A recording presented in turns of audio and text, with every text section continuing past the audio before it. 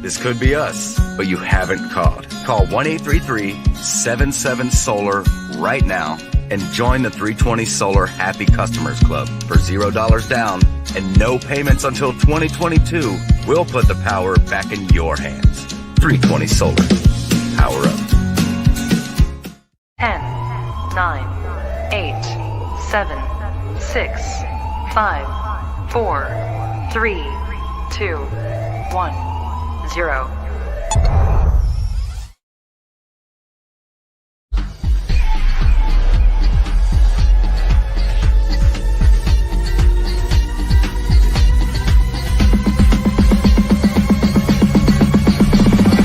I'm alive.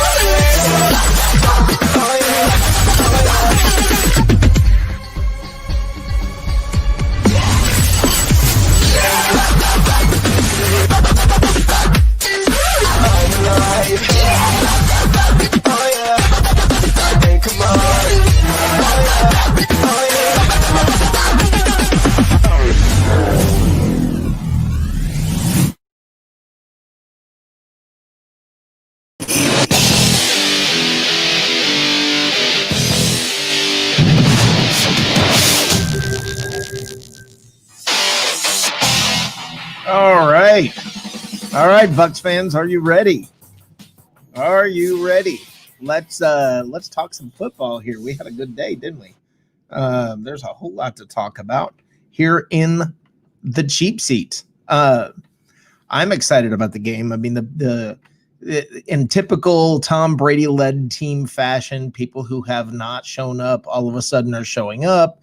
You never know who to cover. You never know what's going on. The guys who are supposedly blocking tight ends are all of a sudden catching passes. Shaq Barrett shows up in a big way. Antoine Winfield Jr. is a beast. There is so much that happened in this game.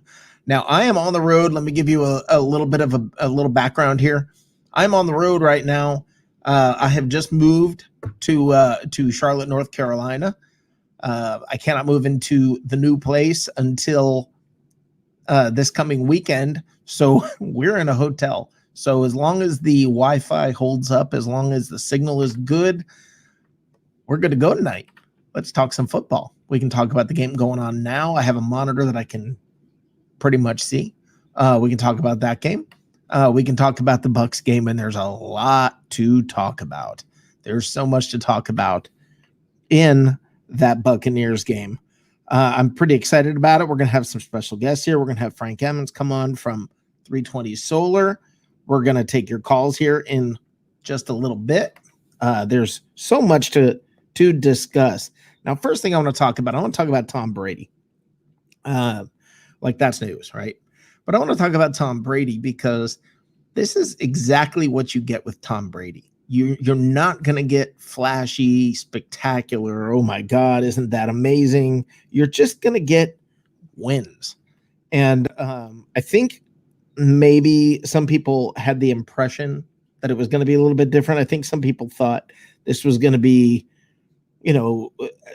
as crazy and wild as you saw with Winston without the interceptions. And it's just not going to be like that. You're going to see solid, consistent play from the quarterback position. Every week he's gotten better. Every week this team has gotten better. This is exactly what you bargained for, guys. This is what this is what we all signed up for. This is what you're going to get. I'm a little surprised that he held the ball as long as he did sometimes today, and we can talk about that. But this was a solid win all around, and there is nothing to look at today and really complain about. I've seen some posts where people are complaining, and I'm like, really, what do you need? You're 2-1.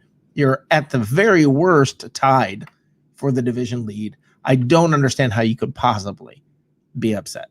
But that's what we're here. We are here live from the cheap seats, powered by 320 Solar. And right now we have Mr. Frank Emmons coming on here from 320 Solar. How you doing, my friend? How you doing, sir? Good. That was a heck of a game, wasn't it? Yes, sir. We liked it. Liked it a lot. Yeah, there's not much to not like about it. I mean, the defense is wow. And the offense gets better every week. The defense gets better, and that's hard to believe. I mean, this is kind of fun. And then they look good in those new pewter outfits. I loved it. Beautiful. Yeah, how beautiful was that? That was a new, fresh look. And it was, this is the difference. An experienced quarterback like Brady is when you have a lead. You don't blow the lead. You don't put the defense out there as many times as we have done in the last 5 years. It's funny that you say that because I had the opportunity to go to a little watch party here in Charlotte with the Carolina crew, and I had a great time with them.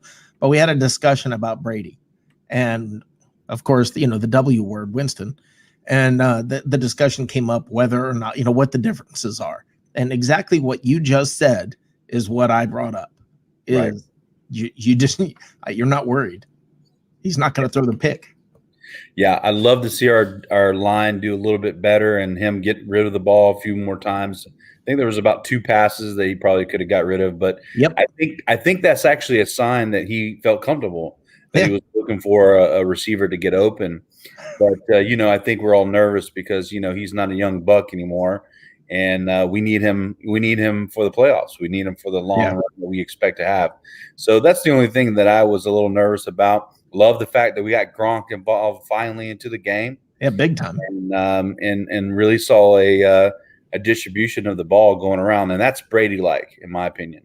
Well, every game it's somebody different. Last week was Fournette.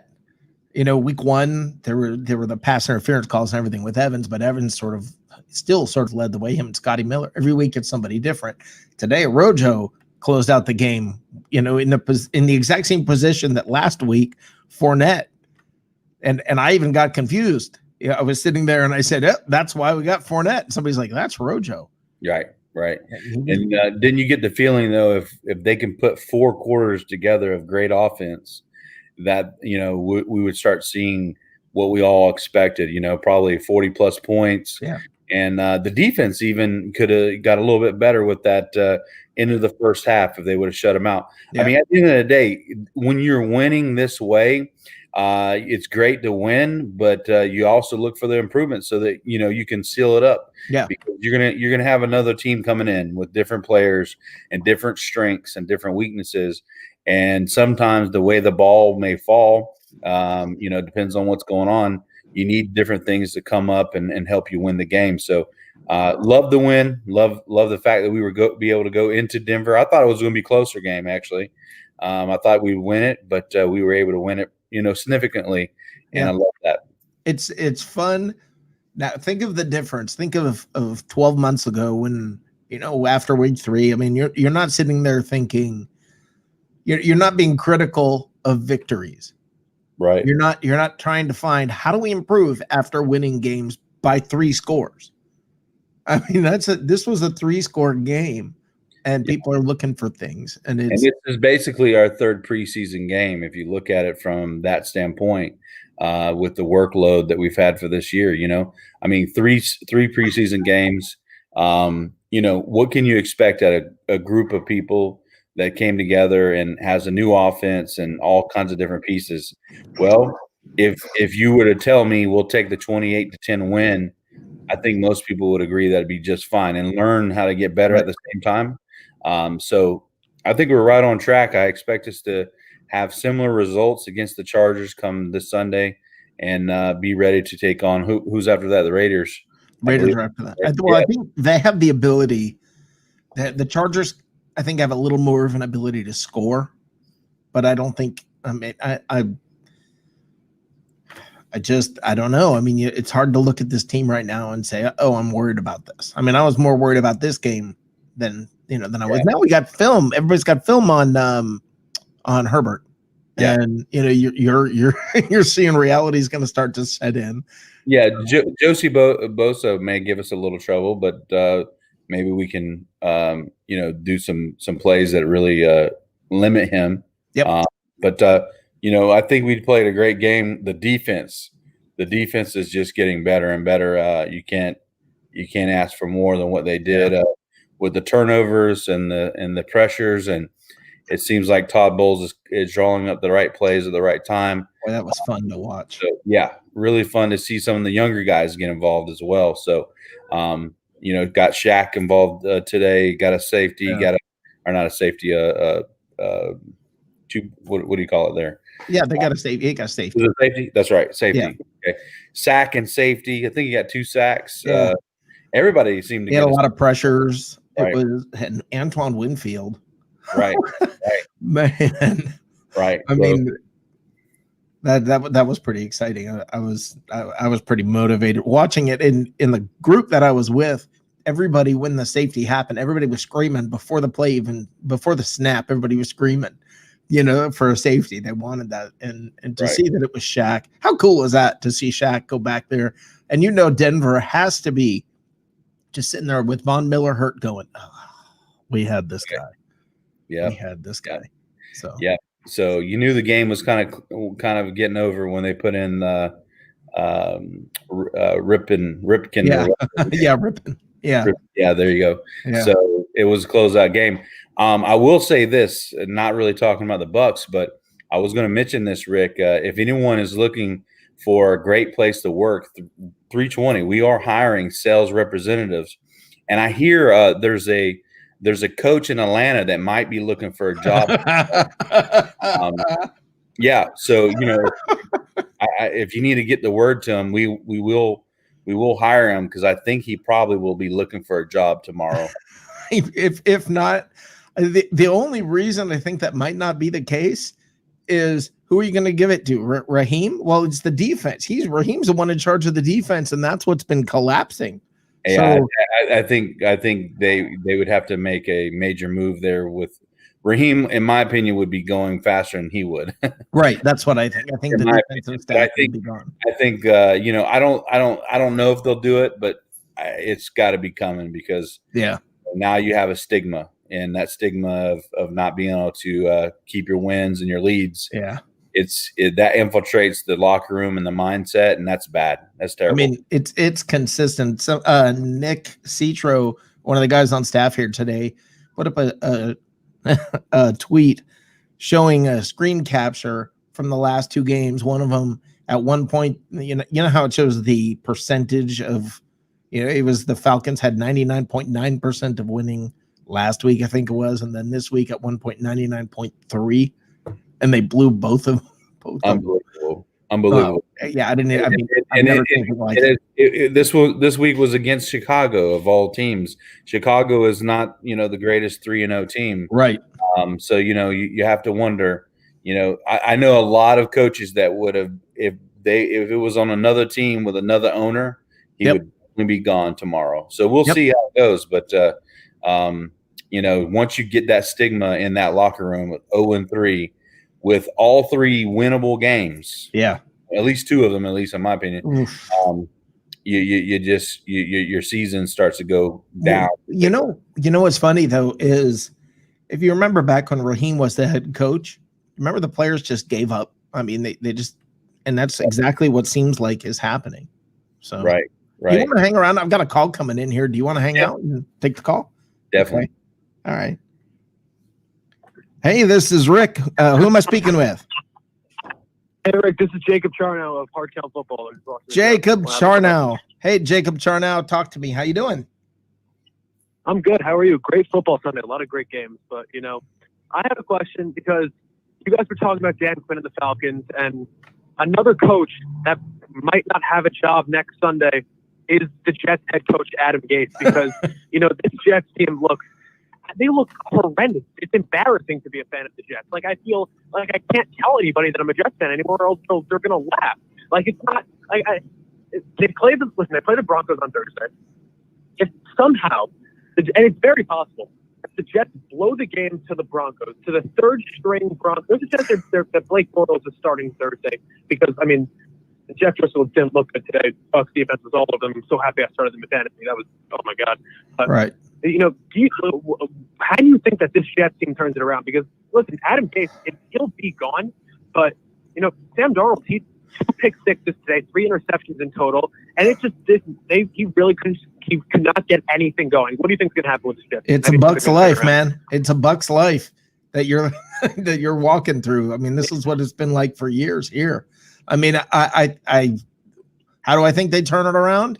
I don't know the answer to that. I mean, I really don't. I think that they have better talent than what they're showing on the field. And I don't know how I don't know how Adam Gase got the job in the first place. He's got pictures on somebody, but I mean, I have no idea. Who expected him? Good I mean, Arthur, the guy that I really like. I thought the only way that they can turn around is you get rid of Darnold, you get rid of Gase, you clean house. If you get the 1 pick, you absolutely draft Trevor Lawrence. I don't even want to hear rumors about trading out of that pick anymore after what I saw today. Listen, hire. I love Eric Bieniemy. I do have my concerns though because he's had so many meetings for head coaching spots, and I feel like there is a reason why he hasn't gotten these head coaching jobs. Why Adam Gase got a job over him, I have no idea. But I really like offensive coordinator in Tennessee, Arthur Smith. I really like him. I like Joe Brady. And I like Wink Martindale. And these are guys who I feel like could come in and just, I don't know if you remember a few years ago when the Ravens were thinking about firing John Harbaugh right before this whole Lamar thing. I was ecstatic. I was so happy. I wanted to get him a veteran guy who can, especially in the New York market, that's the kind of guy you want. You want attitude. You want a guy who's not going to take any BS from anybody. That's really it. I'm with you, Rick. I have no idea how they're going to turn the team around. I don't know, Frank. Any thoughts?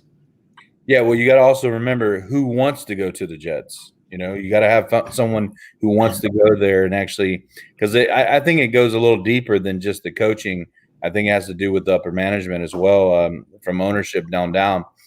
There's a stigma there as well. I mean, not only not winning, but not making some good moves with some of the players. I don't think they had high expectations for this year anyways because of a few opt-outs and players like that getting hurt. But, at the end of the day, they do definitely need to make a change from the top down. And that's really the only way you're going to turn it around is really – Didn't the Bucs have that same stigma? Absolutely. But they – the ownership, in my opinion, the Glazers, they'll let it run for a little while, but then as soon as things don't get turned around, they're not afraid to pull the trigger. That's one thing you have to say about the Glazers is they will get rid of a coach quick or a player. Yeah, or I agree. GM. They've done a GM time or two, but ownership with the Jets seem to be somewhat sometimes getting too much involved or not enough involved, however you want to shake it. So I think there's a lot more. Definitely not involved enough for sure. Woody Johnson and Chris Johnson both. I mean, Chris Johnson called Adam Gase a brilliant offensive mind the other day. Has he not watched a single Jets game in the last two? Has he not watched a single one of those last 18 games? Before today, I think there was they had scored 34 touchdowns and had 97 punts or something during those 18 games that Adam Gase has been the head coach of the team. And they're almost dead last in the league in every single offensive statistical category besides points per game because they're 31st next to the other New York embarrassment Giants. It's rough. But Jacob, can't see this team turning around with a complete overhaul. You can't give Sam Darnold his third head coach and think that he's just going to turn out to be this miracle quarterback that you think he is. Well, Jacob, 2 years ago, 2 years ago, everything you're saying would have been said about the Buccaneers. Yeah. So, yeah, absolutely. There's hope. There's hope. It can happen quick. It can happen quick. Look, Andrew Luck, Peyton Manning for the Colts. These are guys that turned it around really quickly for that organization. So there is hope. It can happen quick. Yeah. Awesome, Jacob. Thank you, Rex. I appreciate it. Thanks, man. Yeah, no problem. All right. Enjoy football. All right, Frank. You last week kind of broke some news here that I thought was pretty phenomenal. Can you tell people about the promotion you got going on now at 320 Solar? Yeah, absolutely. And everybody here, unless you like candles, you got to have electric and you got to pay the electric bill. And last time I checked, they don't accept hugs for payment. So you got to pay the electric bill. And if you own your home, you have a great opportunity, especially in the state of Florida, throughout the United States, actually, but especially in the state of Florida, to create your own power through solar. And the cool thing is we have a program that allows you to go solar and get enough solar panels for your house so that you can generate your own power. And you can do that for zero out of pocket. What does that mean? You literally can sign up. You can sign some paperwork with us. We'll install the whole system. You got to remember, it takes quite a few panels to cover even a $200 electric bill each and every month. So we'll get you a system installed, working, functioning, and creating power for you so that the electric bill gets down to bare to nothing, right? And then basically what happens is the electric companies is taking what you're creating and taking it off the bill. And so you can save a ton of money. It obviously increases your property value if you ever decide to sell the place. And you can do that, like I said, for zero out of pocket. So, and then, you will have to pay payments, but here's the thing. You're going to pay less than what you're paying in electric right now. So it's a win-win. No money up front, no money down, no credit card on file, no check written to us. Literally signing your name and saying, hey, come install solar with us. We'll get you solar panels. And then we have a promotion. If you sign up with us before this month is over, and we only have a few more days, we'll actually pay your payments for you until January 2022. So that means not only do you have a low electric bill, if any at all, but you ain't got to pay any payments till January 2022. So in my mind, if you're a homeowner who has to pay an electric bill, wouldn't you prefer to pay yourself, in other words, versus the electric company? And that's what you're doing. You're basically saying, I would rather put it back into my home, back into my property, versus put it to the electric company. And we're going to help you do that and make it real incentivized to do that. By the way, before this year is out, if you go solar, the federal government will give you 26% back through your taxes, money back to you by going solar. So there's a ton of benefits for going solar. And there's been 2,000 homeowners in the state of Florida who have decided to make that decision and go solar with us and our company. So we have seen a ton of customers go solar and see their electric bills go way down. So basically what we do, Rick, is we put the power back in people's pocket, literally and figuratively. And, go to our website, 320solar.com. And if you go there, you can fill out a little form and say, hey, come to my house and we'll give you a free quote. And by doing so, no obligation, you can literally get your next 3 electric bills paid for just by letting us come out to your house and do a free evaluation. Your next 3? The next 3. Oh, so, wow. I thought it was 1. Yeah. So if you sign up and get a free evaluation, and the evaluation goes over everything, shows you how solar works, looks at your electric bill and how much you would save, and literally gets you all the details so you know exactly what solar could do for you. If you let us do that, we will pay your next 3 electric bills. And that's no obligation for going solar, just allowing us to come into the home and showing you how solar will work. The reason why we do that is because once we do, 9 out of 10 people sign up because they know the benefits are right there in front of them. So go to our website if you guys can get a chance, and fill out the form. I'll come out myself if I need to, and tell them Rick and the Cheap Seats Live sent you from the Bucks Report. We'd love to help anybody we can. Go solar today. Hurry up and get up here to North Kakalaki. You got to get up here, man. You get up to. We'll be there soon. You're in North Carolina, right? Yeah. Yeah, we'll be there soon. We'll be there real soon. Actually, we're right around the corner from going solar. Matter of fact, you guys have extra incentives, even that Florida does not. Really? The electric company actually gives you incentives to go solar because they're in such a big need to get more people off the grid. So you guys have even extra incentives up in that state. Oh, excellent. Well, I'll get a hold of you this week and we'll talk about that. Yeah, absolutely. You can email me at frank@320solar.com. Love to talk to you about solar. Love talking to you about the Bucks. Look forward to the Bucks doing well next Sunday, and seeing what we can do with this new challenge with the Chargers coming into town, and we get some fans now finally. Yeah, how about that? Yeah, that's what I say. Everybody who says, "Oh, how long have you been a Bucks fan?" I don't care, man. Come on in, have some fun, join us. Yeah, absolutely. Talk about the Bucks. It's going to be an interesting year. It looks like the Saints are just about tying it up. Yep. Well, they took the lead, actually. It looks like the Saints. What is the score? I have a light right in my face. Saints just took the lead. So it'll be 17-13 once they kick the field goal. So it's a back and forth game. But either way, it's going to be an interesting year. Who would have thought Minnesota would have been 0-3? Who would have thought Atlanta would be 0-3? Who would have thought Buffalo would be 3-0? Maybe you would have thought that. Yeah, Buffalo, I think, is the most. Yeah, Buffalo and the Cardinals. Who thought the Cardinals were going to lose to Detroit today? What was that all about? Yeah, you thought the Cardinals were looking pretty good there. Yeah. It's an interesting year all the way around. We could say that because of everything that's happened as a country. As a whole year, yeah. This sport, and it's great to be a Tampa Bay sports fan, by the way, guys. Isn't it? So hopefully tomorrow we can get the Stanley Cup, and the Rays will go far into the playoffs, and hopefully the Tampa Bay Bucks do well this year. So think about this. At worst case scenario, this is worst case scenario. The Bucks are tied for first in the division. The Rays have the best record in the American League.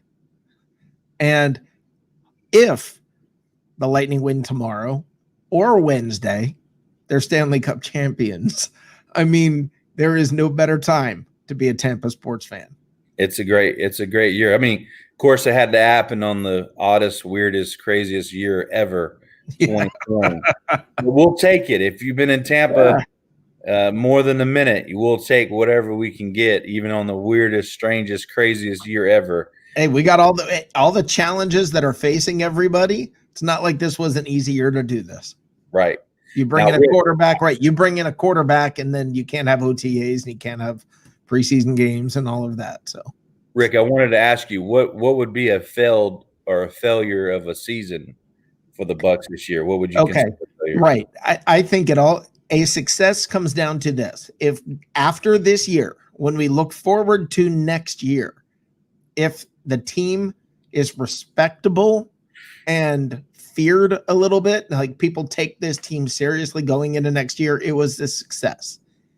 If they're looking at it and saying, that didn't work, that's a failure. I'm not a Super Bowl or bust guy. If when this year ends, if they say, boy, this team got better as the year went along, and they didn't make it through the playoffs, but wow, that's a tough team. They're going to be something to reckon with. I'm looking forward to next year. Yeah, I'm a little bit more specific because with the expansion of the extra team getting into the playoffs, that's obviously adding Brady and Gronk and the pieces we have, and the defense coming back a second year. I mean, it's playoffs or bust for me. Oh, well, I think playoffs have to happen for that. Yeah, I agree with you on that. I'm not Super Bowl or bust, but yeah, they need to make playoffs. Yeah, and I would hope they could at least win one playoff game. And if they could win one playoff game and give a decent run, that would be a successful year, in my opinion. Of course, obviously, we want the whole shenanigans, but if they do anything less than the playoffs, I think that's a failure. I mean, I think we have the talent, and it's crazy to say that because we've had the talent many years before Brady.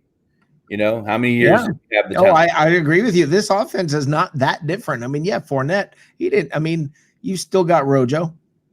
I mean, Gronkowski, yes, but it's not like there was a lack of tight ends on this team. I mean, this is not that different of an offense. Well, I'm just saying, even though over the last 5 years we've had a talented team, several years there. Now the defense was a little questionable, but the offense definitely has been talented enough, quite a bit. Yep. But the thing about it is, the exciting about the Bucks is that they do have what it seems to be a solid defense. That in the type of defense they have, if you're a Bucks fan, a real Bucks fan, having a solid defense like we probably have here will take you far. Will take you far. Will win close games. Will help you win a playoff game or two. And that's the exciting part, is that and then if the offense can start clicking, let's say 3, 4, 5 games down the road here, we could be pretty dangerous. Yeah. Oh, I think right now, I don't think there's a team out there that says, "Oh yeah, let's play the Bucks. I'm looking forward to that game." I don't think anybody's going to look forward to that. Right. And I like the stretch of games we have here. We had the Broncos, and now we're going to have the Chargers, and then the Raiders, which the Raiders are decent, but I think they're a beatable team. And they were today. Yeah. Well, I think they were even a beatable team against the Saints. Yeah. But the Saints just didn't play as good. But and then we faced Green Bay. I think Green Bay will be our next biggest test, of course. I marked this down as a loss. I marked this down as a Saints loss. Green Bay, Kansas City. I had us losing 3, if not 4 games this year. So and that'll be our next biggest test. But I think I look at us winning against the Chargers and the Raiders.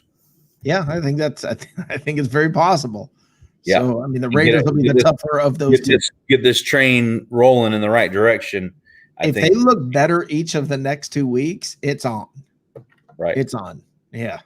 Yeah. So I'm excited about it for sure. Yeah. Rick, I appreciate you letting me come on, man, and talk to you a little bit. Yeah, man. I love it when you come on. Thanks, Frank. And I'm sure I'll be talking to you this week. All right, Rick. You guys have a good night. Have a great one. Bye-bye. That's Frank from 320 Solar. You are listening to Live from the Cheap Seats, powered up by 320 Solar. Call me. Talk to me. 678 talk to me. 678-825-5263. I want to hear from you. I want you guys to give me a shout. Let's talk about the game today. You guys are quiet out there tonight. What's going on? It was good to hear from Jacob Charnow. But I want to hear from you. Matt Colson, where are you?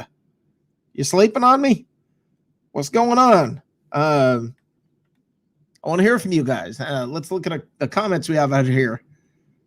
We've got Yaj. Yaj says, let's go. Yeah, let's go. Let's have a good night here talking. Give me a call, Yaj. Gosh, we have so much to talk about. The game was, this was exciting. It really, really was. Christopher Cole says the intro is fire. Thank you, Christopher. I appreciate that. Why? Come on, guys. Call me. Call me now. No, 678-825-5263. First time. Here we go. Peter. I'm going to try this. Here we go. Peter Wazalowski. First time in a long time our special team showed up. Amen to that. Holy cow, that was fun. That was fun to watch that block. I haven't seen that, and all of a sudden, Minkins learned how to return punts. I don't know what happened, but that was awesome. Christopher Cole, we got to be playing our best ball in December and January. That's right. And this is exactly what we said. The team's going to start slow and then build. And that's exactly what we see happening. Johnny Dean, the professor, each week the Bucks get better. That's right. And think of what that means coming up. That's a pretty exciting thing. Ethan English, that's a cool name. Ethan English. Why would you want to leave Mahomes for the Jets? I have no idea what you're talking about. All right. Truly wish Luck would have lasted. He was going to be fun. Yeah, I agree. Luck made the Colts something to be reckoned with, but I think Rivers can do that for a year, maybe two. I don't know that Rivers has that much left in him. And Al says Brady makes a big difference. We'd be 1-2 with Jameis. Maybe. I don't know. I don't know. All I know is this. It's fun to be in a position where as you're watching the game, you're not concerned and worried about what's going to happen on the next pass. Where you're not thinking this is going to be great or, oh no, this is going to be bad. You don't have that feeling anymore. And that's I think that's part of the part of what you see with this team. It just becomes more and more solid, more and more dependable. Everything about the team seems to get better other than Donovan Smith, which, oh my gosh, guys, what are we going to do about Donovan Smith? He's terrible. He's not bad. He's not kind of bad. He's terrible. And one thing that I don't agree with, and I want to say this, I don't agree with Peter, for instance, Peter Blake. I don't agree with, I think it was Blake Anthony made this comment, or Ray. Somebody said that it's a lack of heart. And I don't believe that. I don't believe it's a lack of heart. I think it's a lack of ability. I think it's a lack of talent. I think he just isn't good. I don't think he's not out there. I don't think, if he wasn't trying, I don't think for a moment that Arians would hesitate to get him out of there. If he lacked heart, he wouldn't be out there. I just think he's not a smart player.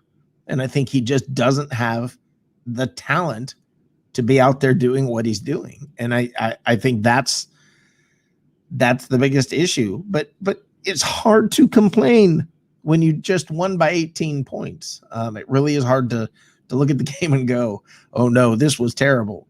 That was terrible. I mean, there are areas that need to improve, and that is certainly one of them. And the question about Godwin, how is Godwin? I mean, he looks like he tweaked a hammy, but hopefully that was not going to be that's not something that's going to be too serious. Hopefully he'll be back for the next game. If not, somebody better step up. I mean, we've heard very, very, very little this year about, I think, some of the backup receivers, and I think that there's a reason. I think when you have a rookie, sometimes they're going to look like a rookie, and we saw that today out of our wide receiver. But then you see our safety. You see Antoine Winfield step up, and he's not playing like a rookie. I mean, this guy's playing like he will probably get rookie defensive player of the week, and he should maybe just get defensive player of the week. He was phenomenal. I mean, he was everywhere. Every time I looked up, he was doing something. Oh, here we go. Ask and you shall receive. Matt Colson. How you doing, brother? How you doing, Rick? Good. Doesn't look like you made it to the stadium. No, I did not make it to the stadium. No, I did not. I'm in Charlotte. I'm not in Denver. But it's still, this is a road trip in the sense. Now, this is exciting, Matt. If all goes well, when does all go well? But if all goes well, next Sunday night, we will be in the new digs, in the new studios. It's going to be all nice and new and shiny, and there will be a new camera, and there will be new lighting, and everything should be fantastic.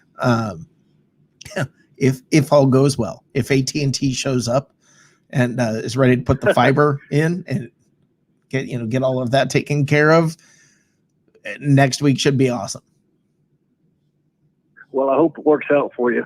I know you've been moving, so yeah, it's not easy. No, I'm in a wonderful hotel here tonight, and as long as Wi-Fi holds out, we're good to go.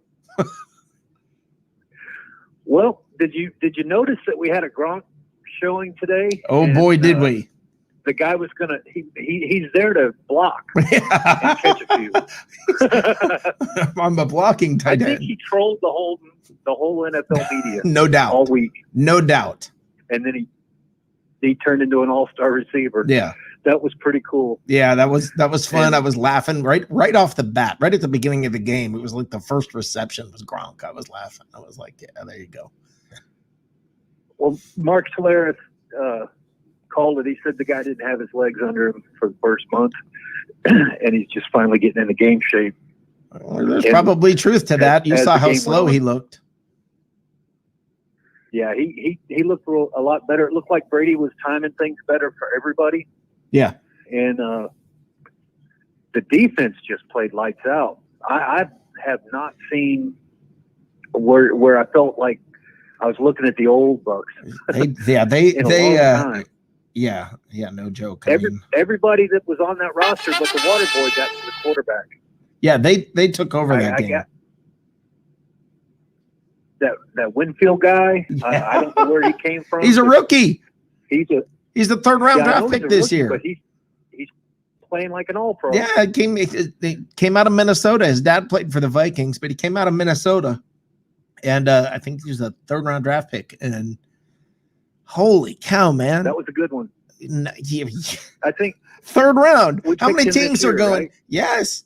How many teams are looking right now wondering how he made it till the 8th pick in the third round or whatever? How many teams are just looking going, oh man, we blew that one. Yeah, we got good with that pick, and we did good with Trent, the worst guy, the lineman. Yeah, that Donovan Smith looks like he's ready to go, and there's not going to be any kind of a rookie problem. Oh, Wirfs you're talking about, yeah. Wirfs. Kristen Wurst or whatever. Yeah, Wirfs. WIRFS. Okay. I'm having a hard time. Yeah. But I'm impressed. Shaq Barrett got 2. JPP got a couple sacks or a sack and a push. Yeah, they had 6. They had 6 sacks today, 5 last week. Think about that.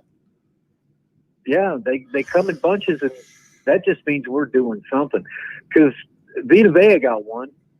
The only one that was a name on the line that didn't, I think, was Sue. And I think he kind of got robbed of 1 or something. I think there was a fire drill that he was a part of that he didn't get called on. Yeah, I think that was in the end zone. I think that was the safety that he was part of. Was that Sue that did the safety, or was no. somebody else? It was Shaq Barrett got the safety, but I think Sue was sort of right in there, and he didn't get the sack. Right. That's what I said. It was okay, everybody. Let's meet at the quarterback, and that's pretty much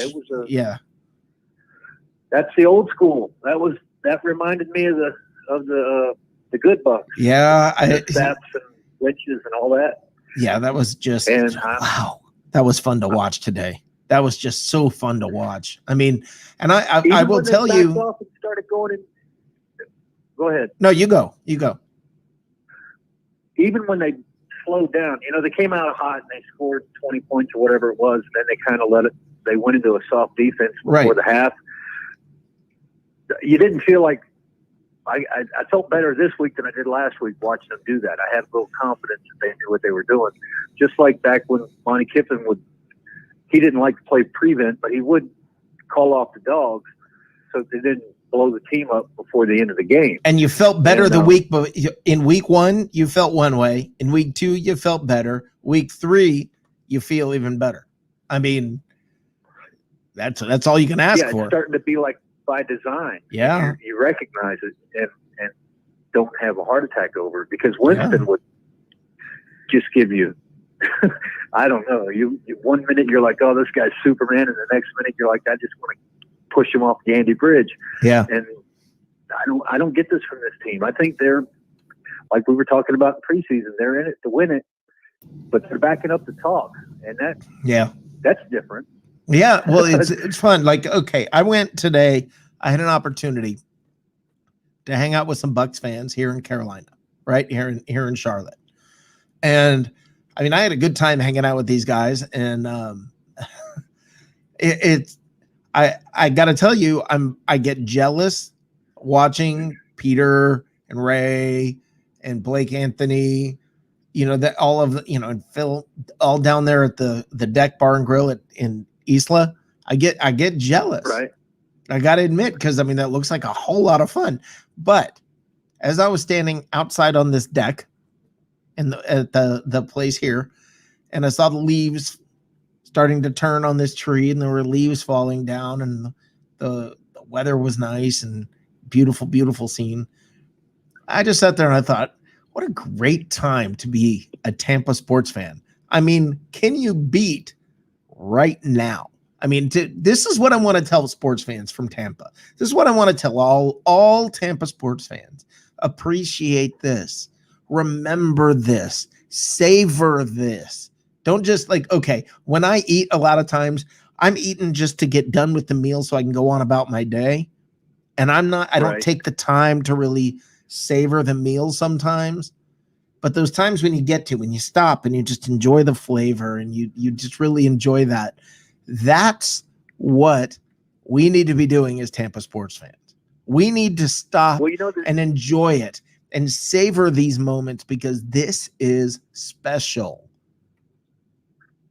And the thing is, there's been a generation between when the Bucks were good and what we have had to go through to get to this point. There's a whole slew of kids 20 years almost. Yeah. I got two boys that are in latter stages of high school, and they've never seen a winning season. I don't think. If they did, yeah, I know. They saw one. They made the playoffs once. That 1 or 2 yeah. years. Yeah. And so they think the Bucks are just crap.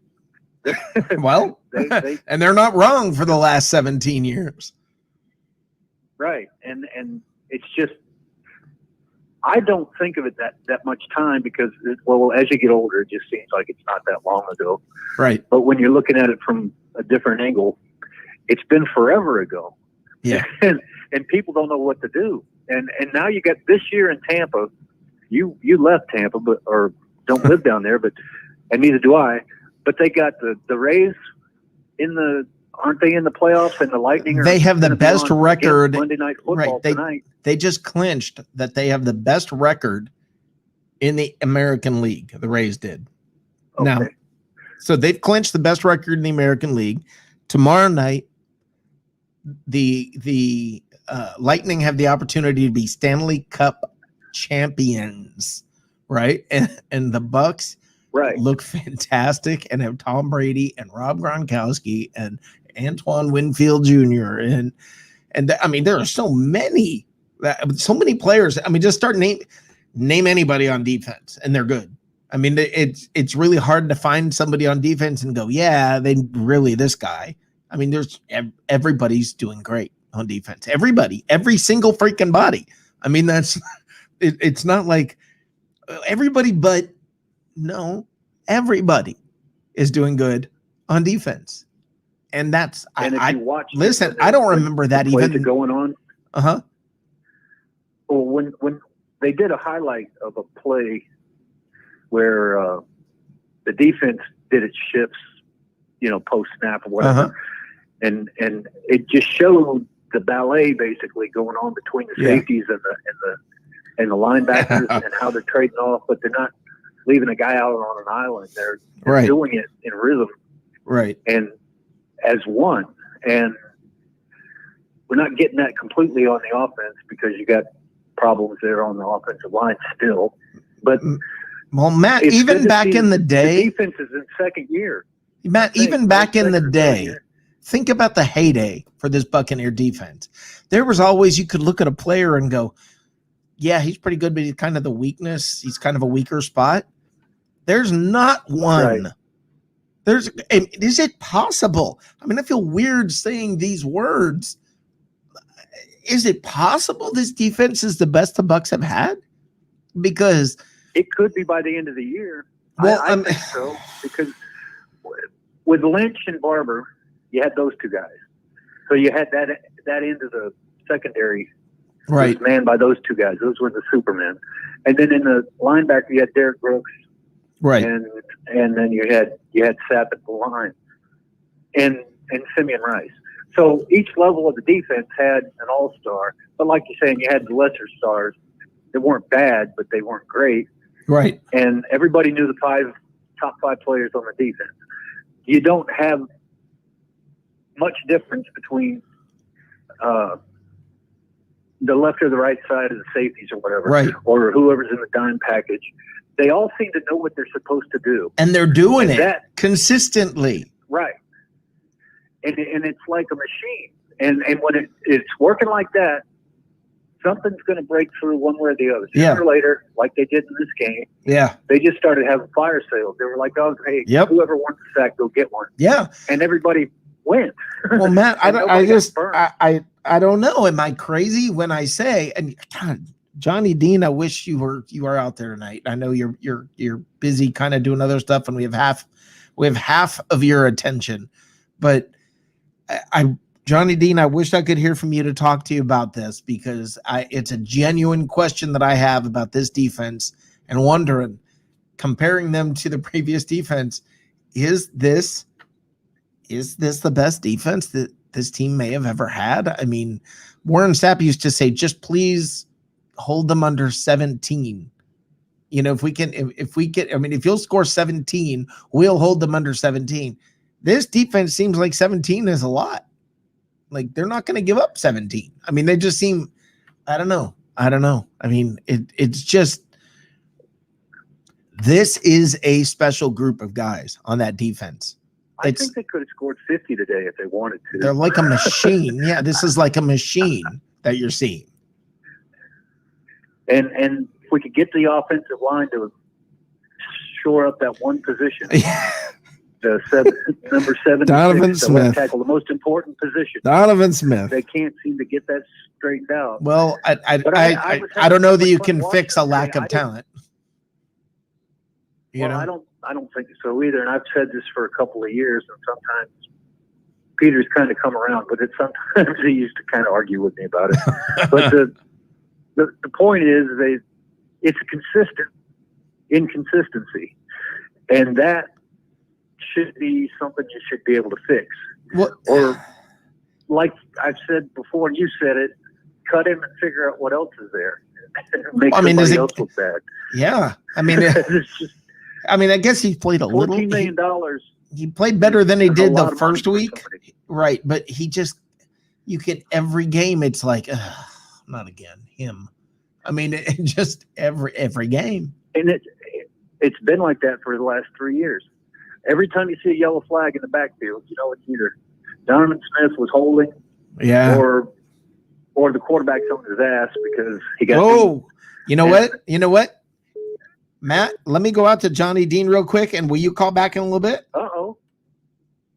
Yeah, if I'll check on it. Let me get the lined up so I can hear Johnny. Awesome. All right. Well, thanks, man. I'll talk to you later. You got it. Thank you. Johnny, if you can try one more time. Sorry about that. I didn't get back to you quickly enough. If you can give me a call, Johnny, I really want to talk to you about this. I think Ethan English made a pretty good comment here when he says, the only difference I feel is like the other defense was tested and new. Yeah, this is a young defense. Doggone it, Johnny Dean, call me. But I think it's too early to call, but maybe this is better. I mean, this just seems, here we go. Good. Johnny, brother, sorry I didn't get back to you quickly enough. That's fine. Johnny. You're the guy I want to talk to you about this. I'm excited about this conversation. It's about to happen because I'm telling you, while there's not enough time to draw a fair comparison, I can tell you over a 3-game period, I'm not sure that great Bucks defense was as good as this defense. I'm not going to say that. I'm going to say that this defense could possibly stand with the other two defenses. The 79-80 Bucks defense, which held the NFC title game to a 9-point game. If they hadn't gave up 9 points, they'd have won.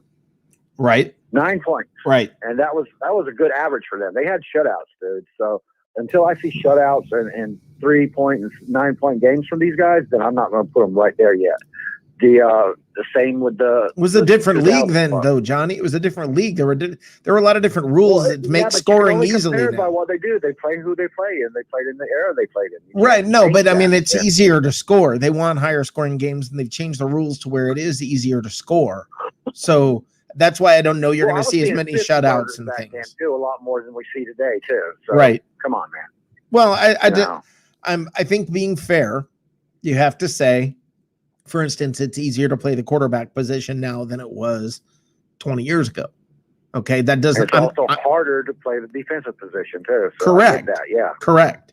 So that's kind of my point, and I think you can't say, well, there were more shutouts in 79. Well, okay, I get that, and you're correct statistically when you just look at numbers without factoring in rule changes and things. But that was a great defense. That was fun. I remember sitting in Tampa Stadium during the first playoff game against Philadelphia and watching Leroy Selman through my binoculars, just focusing in on Leroy Selman as here I was just a kid, I'm 13 years old and I'm watching this sitting up in the cheap seats. And when I say the cheap seats, it was literally the top row of the stadium in the corner of one of the end zones. I mean, probably the worst seats in the house. And oh my God, did I have fun. And I mean that watching Leroy Selman through my binoculars and watching that defense against Philadelphia was just so much fun. I hated the cheap seats back then, not because of the view or anything, but because of heights, dude. And all the time, every time the stadium stands would start rocking and shit. Yeah. I hated that feeling, dude. Well, it was it was, I hated the fact that you could almost smell bacon from your thighs burning on the metal seats. That was horrible. Yeah. Man. Unless you sprung and unless you were the rich guy who got one of those plastic seats, that you clipped on that actually had a back. Yeah. We used to bring car cushions with us and stuff, man. That's the only way you could sit on that crap. Yeah, they had those. We had those little. They were inflated squares. That I remember them. Yeah, and they cut your leg because the seam that went around the edge. And we had those, but that was the only thing that you could. I swear to God, you could almost smell bacon from your thighs on those things. It was it was phenomenal. I mean, how hot those things were. It was crazy. That's a good question, though. A poll question, but I've always felt that 79-80 team was so underrated. It's easy to be sentimental. Yeah. It's not just sentimentality, man. They were ranked the #1 defense in an era with the Pearson Foursome. Yeah. The Steel Curse. Yeah. The Doomsday defense. Yeah. And the Purple People Eaters, man. They were the #1. Yeah. And nobody talks about them, dude. Yeah, because I think it was a brief period of time. I think that's why. And the Steelers did it year after year after year. The defense lasted a decade, man. The winning didn't. Not that defense. Not that defense. Not as good as that. But yeah, you're right. I mean, this team was a defensive team for a very long. Actually, you know what, Johnny? You get this. Are you ready? Well, that wasn't even what I meant. I gave you the wrong one. Doggone it. Are you ready? I meant to give you the trumpet sound. I don't have my normal sound machine here. I'm working with without the bells and whistles today. There we go. And that would mean something to you from that era. Right. That's exactly why I did it. I remember hearing that. I remember I can tell you the commercials that they played over the stadium speakers during those days. That's how funny. I remember them playing Elton John songs and Rocket by Herbie Hancock. And I remember, wow, I've got memories from those days. So one thing that hurts the defenses in this era is the free agency and how players move around a lot. Yeah. And coaches, of course. Yeah. And that just wasn't like that back in the day, man. Right. It was, our coaches moved around a lot, but our players stayed. But this, to me, this defense is just, swarming is the perfect word. It's brutal. It's crazy to watch this defense. It really is crazy to watch this defense. It's like every play.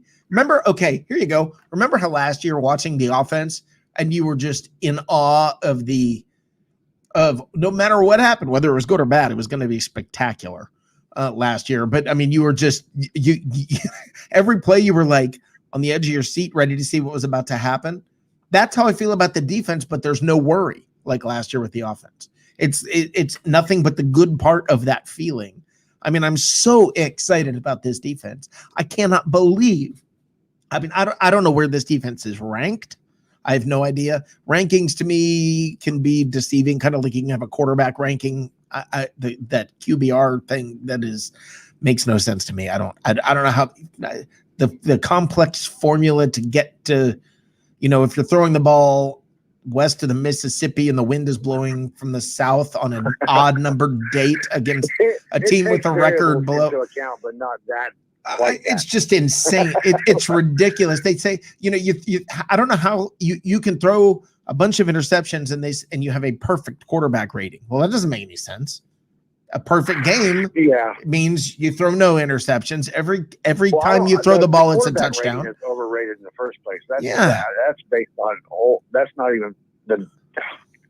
even a current value anymore. No, I just think it's why they leave it on there. Yeah, I don't understand it. It makes no sense to me. The QBR to me is the most useless statistic in the game, I think. It really is. It's 100%. Yeah. I agree with that. Yeah. I don't get it. A lot of it has to do with win percentage and this and that. And then you got people that haven't won a game that have high QBR ratings, and you're saying, well, then how does win percentage count? It doesn't. It's not self-explanatory for sure. No, and they'll say, oh, his rating was a 56, and that's a 56.7, which is the lowest possible, or something. I don't know what it is, but it's some. Right. He had the highest possible QBR rating of 137.2. Or something like that. You know what I mean? It's like I don't know what the numbers are. QBR rating should be really simple. You go and you look at the adjusted statistics for that game, like what was his pass percentage, completion percentage, and yards. What was his, completion percentage, yards, interceptions. That's about all you need to factor in. Look, I don't need a number. I can look at the stats and go, oh wow, okay, he had a really good game. But this is the QBR. But then our QBR rating, any QBR quarterback stats are skewed because, like tonight, we saw a lot of drop balls on both sides of the field. Right. Okay. Right. And those don't go into your QBR rating. So yeah, that's what I mean about. I hate that. I hate that statistic. You know what? Thank you. That'll be my next rant. That's going to be my next rant. Because I hate that. I hate QBR. Yeah, I'm with you. I'm with you. That's going to be my next rant. I'm holding back. Up, by the way. Okay, they did. What's the time?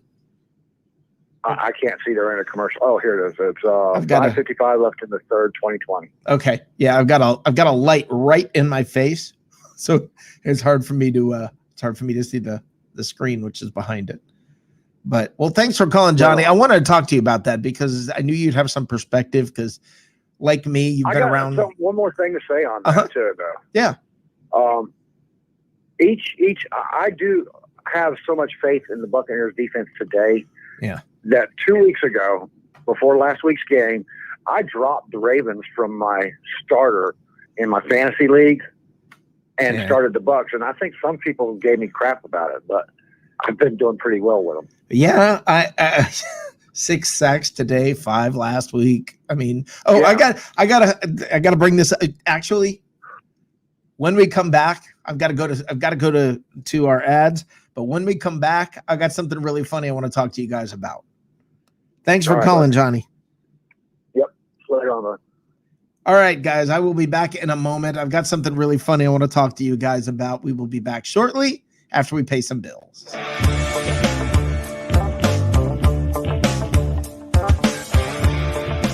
Going solar with 320 may cost you nothing down.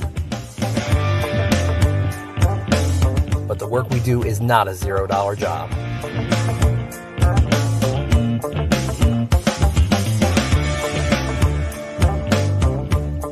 With a 10-year roof penetration warranty and solar panels guaranteed for 25 years, you can have peace of mind knowing we will do the job right every time without question.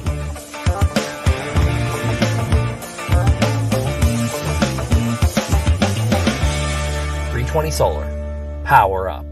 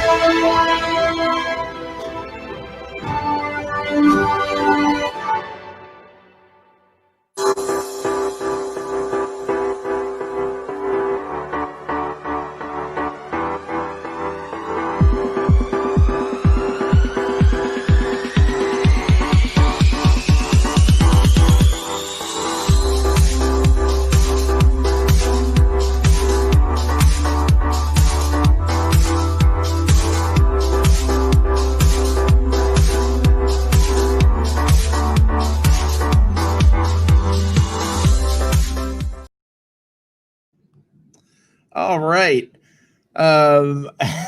Okay, we're back. And I want to talk to you about something that to me, I just can't tell you how hard I was laughing about this. Levante David's interception. Levante David's interception was hilarious to me. First of all, he had to be dying because that ball came down so slow. And he was looking up, and I guess he thought he was about to just get leveled or something, because he jumped in some sort of spastic way. I don't know what he was doing. He jumped, intercepted the pass, fell down, and then realized, wait a minute, there's nobody around me. Nobody's touched me. And he got up to start to run. And by that point, it was kind of too late. And he sort of half-heartedly ran with just a little bit of effort, but they stopped him. But what was he thinking? I mean, it was one of the most hilarious. I mean, there's nobody around him. The ball's coming straight down to him, and he jumped up for this interception, and he looked crazy. He looked spastic. He looked like, I don't know what he was doing. I mean, he just really looked like he was, I don't know what he was doing. I mean, I'm glad he picked it off. It was great. I mean, I'm like I said, I'm guessing he thought he was about to get hit, and so he just jumped. I don't know. I mean, it cracked me up. I mean, it was one of my favorite parts of the game, watching him do it and just looking at him like, what was that? I mean, there's a reason he's on defense and not a receiver. I mean, it looked like he was almost afraid to catch it. I don't know what happened, but I was cracking up when it did happen. I mean, Levante David should be better than that. So I'm thinking. But I mean, if he had just caught it and ran, I don't know what would have happened. And I mean, that was a heck of a game, man. That was a heck of a game. And this defense, I'm just blown away by this defense. This defense, I think, may be, time will tell, may be the best defense that this team has ever seen. Do you know how hard that is to say? Listen, I've been a Bucs fan since year one. Okay, I remember the Leroy days. I remember the Super Bowl defense. I remember those years. Do you realize what it takes to make that comment? Hold on, we got Matt. Matt. Hey. On that catch that Levante David that he jumped and landed on his back? Yeah. Do you know if he had been allowed to run, he was going the wrong way? Yes, and I don't know if he did that on purpose. The opposite end. I don't know if he was doing that on purpose or if he was trying to get away from the guy that was standing there. Or I don't know what happened. No, he was about to go wrong way Feldman on your. It looked like it. Somebody hadn't touched him. He was going 60 yards the opposite. Yeah, direction. It was like it was a good thing somebody tackled him. I mean, because he was about to screw it all up. He gave up about 8 yards to begin with by falling down and standing back up again. But his intention was to go the opposite direction. It seems like you're right, Matt. I think you're right. I think and that's part of what I thought was so funny about it is watching that whole play. I was like, I was laughing because it was so awkward and weird and discombobulated and turned around and everything about it was so, it was like, what? I was sitting there feeling like, what just happened? I mean, you gotta wonder if under normal Buccaneers karma, he should have been able to just keep going and score the safety on the other side. You know that it's a different year when that embarrassment didn't happen because every other year something horribly embarrassing like that. Oh yeah, it would have happened. Nobody talked about it either when they showed the replay. Right. Nobody picked up on it and made a verbal note. Yeah, I don't know why. Yeah, I don't know why. I saw the same thing you saw, and I thought the same thing. He was headed the wrong damn direction, and I was like, "Oh my god!" All I could think of, the only justification I could come up with in my head was that he was trying to, how sometimes players run backwards, trying to sort of go back and around. Yeah, but right. It sure didn't. It sure didn't look like it. It sure looked like he was going the wrong way. I swear I don't know if he'd ever admit it, and I haven't seen any interviews with him or whatever. If he's smart, he won't admit it. I bet he'll hear about it from BA tomorrow, though. Guaranteed. They'll be laughing. Look at this dumbass. Yeah. They'll be laughing about that. Oh yeah, he'll pay the price for that one. That one's it's like the biggest play that nobody talked about. And and I was in the sports bar around Tampa. I wonder if anybody would have picked up on that because I didn't hear them talking about it in the halftime program. But no, we were talking about it in the room. We were talking about it in the room. We were all like, he was running the wrong way. I mean, he was running the wrong way. I mean, we were all saying that. So I don't know. I mean, and Johnny Dean said, was it Carl Edwards who caught the interception in the end zone? Anyhow, I was screaming at the TV for him to down the ball and not come out. Yeah, but he ended up getting 30 yards out of the deal, so it turned out better. I mean, he had a better view of what was in front of him than we did on TV anyway. Yeah. And I think he caught that on stride going forward. So it wasn't like all he had to do was run up the line. Yeah, I think he wasn't sure if he was in the end zone or not. Also, I know his momentum carried him in, but he was running sort of parallel to the line, and I think he probably wasn't sure, and he saw some open space, so he took it. I think if he'd have got it out to the 20, nobody would have complained. He made a heck of a run back on it. If he'd gone to the 15, nobody would have complained. I mean, everybody would have been like, you would have heard a comment, maybe one comment like, oh, he should have downed it, and then that would have been, who cares? I mean, look what this defense. The end of it. Holy cow, what a day. Anyway. Yeah, what a day. Badly. What a day. What scares me is that this week was against Denver, and we look like Superman and all that, and the world's great and the whole thing. But it's going to come back to earth at some point when we go up against somebody who's equal to us, or not Denver would. But you have to understand, Matt, every year, I mean, every week so far, this team has gotten better. So we have no reason to think. But I just want to, I got to keep putting an asterisk next to this week, because we should have gone in there and mopped the floor with them. And we should have been in there without at halftime thinking we got this game locked up. And we should have been able to unleash the dogs and do what we did as far as sacks and everything else, because we were playing against a deprived team. And I'm just throwing a little water on the fire here. No, but they won by 18. I mean, they did. This is the difference.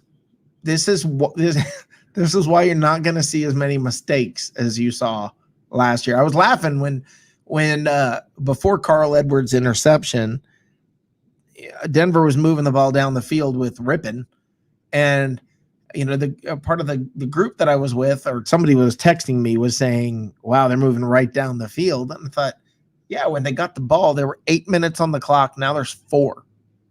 So literally the Buccaneers said, you want to dink and dunk your way down there? That's fine. You go right ahead and do that and use up, all the clock, and OG will only win by 12, 11. I mean, fine. And they also they turned off the fire. They backed up. Right. They didn't blitz him every single time. They went into the prevent kind of thing, like you're talking right. about. And they were okay with that. 5 yards, 5 to 7 yards is good for me. Yeah. Keep them in the middle of the field. Don't let them go out of bounds. And that's part of the design. And that's something that we didn't have last year or the year before, where we could look at it and say, well, I know what they're doing. And there's a reason to this silliness. Well, look, I mean, it's not that I can't watch a guy named Rippon and not think of Mark Rippon. Yeah. I don't know what this kid's name is. I don't know where he came from. It's his nephew. But the name's wrong. It's his nephew, is it really? Yeah. Well, that makes sense then, because his uncle was very good. Yes. Yeah, his uncle was good. Day. Yeah, his uncle was good. But God, I've gotten old now where I've already seen Phil Sims' kid come up and go. Oh, yeah. Now we got Ripken's nephew coming out, and we've got Phil Sims' kid came and left. Yeah, Phil Sims' kid came and went. And I mean, I forgot whose grandkid I was watching the other day. I was watching a grandkid. Oh, God, don't say it. Yeah, man. I don't remember who it was, but there's a grandkid I was watching, and I was like, oh, my gosh, man. I am old. Well, I know here in Oklahoma, they were on Barry Sanders' kid's bandwagon for a while, and he's in high school. Oh, we're talking about I saw his high school. Yeah. I don't know where he ended up. I don't know, but I saw his his high school highlights. Yeah. I don't know what happened. Yeah. I don't know, but wow, his high school highlights were phenomenal. Yeah, he ended up, I think this will be his freshman year or sophomore maybe. Okay. But I don't know where he ended up going, because I quit following it. Yeah. It was just, it was unique to me to live in a community that was sitting here going, well, there's Barry Sanders, and here's his son, Yeah. What is he going to do? They're expecting the world out of him. No pressure on the kid. Don't do that to him. Yeah. And the boy was handling it pretty good from all the reports that I got. Yeah. He wasn't getting a big head over it. Well, Johnny Dean brought up. When you've seen, I've seen Al Keck's kid become a new sportscaster. Yeah. Working his way up the ladder already. And yeah, Johnny Dean brought up the Packers scored. The Packers are now up 27-20 on the Saints. If that continues, good. The Buccaneers are in sole position of first place. And Johnny also said, how about the Broncos having to switch up quarterbacks because the starter got too beat up? Isn't that the truth? That's what happened. And Christopher Cole said Aaron Rodgers just threw a TD pass to a first-round pick for only the second time in his career. Wow. Yeah, we were talking about that stat earlier in the game. Wow.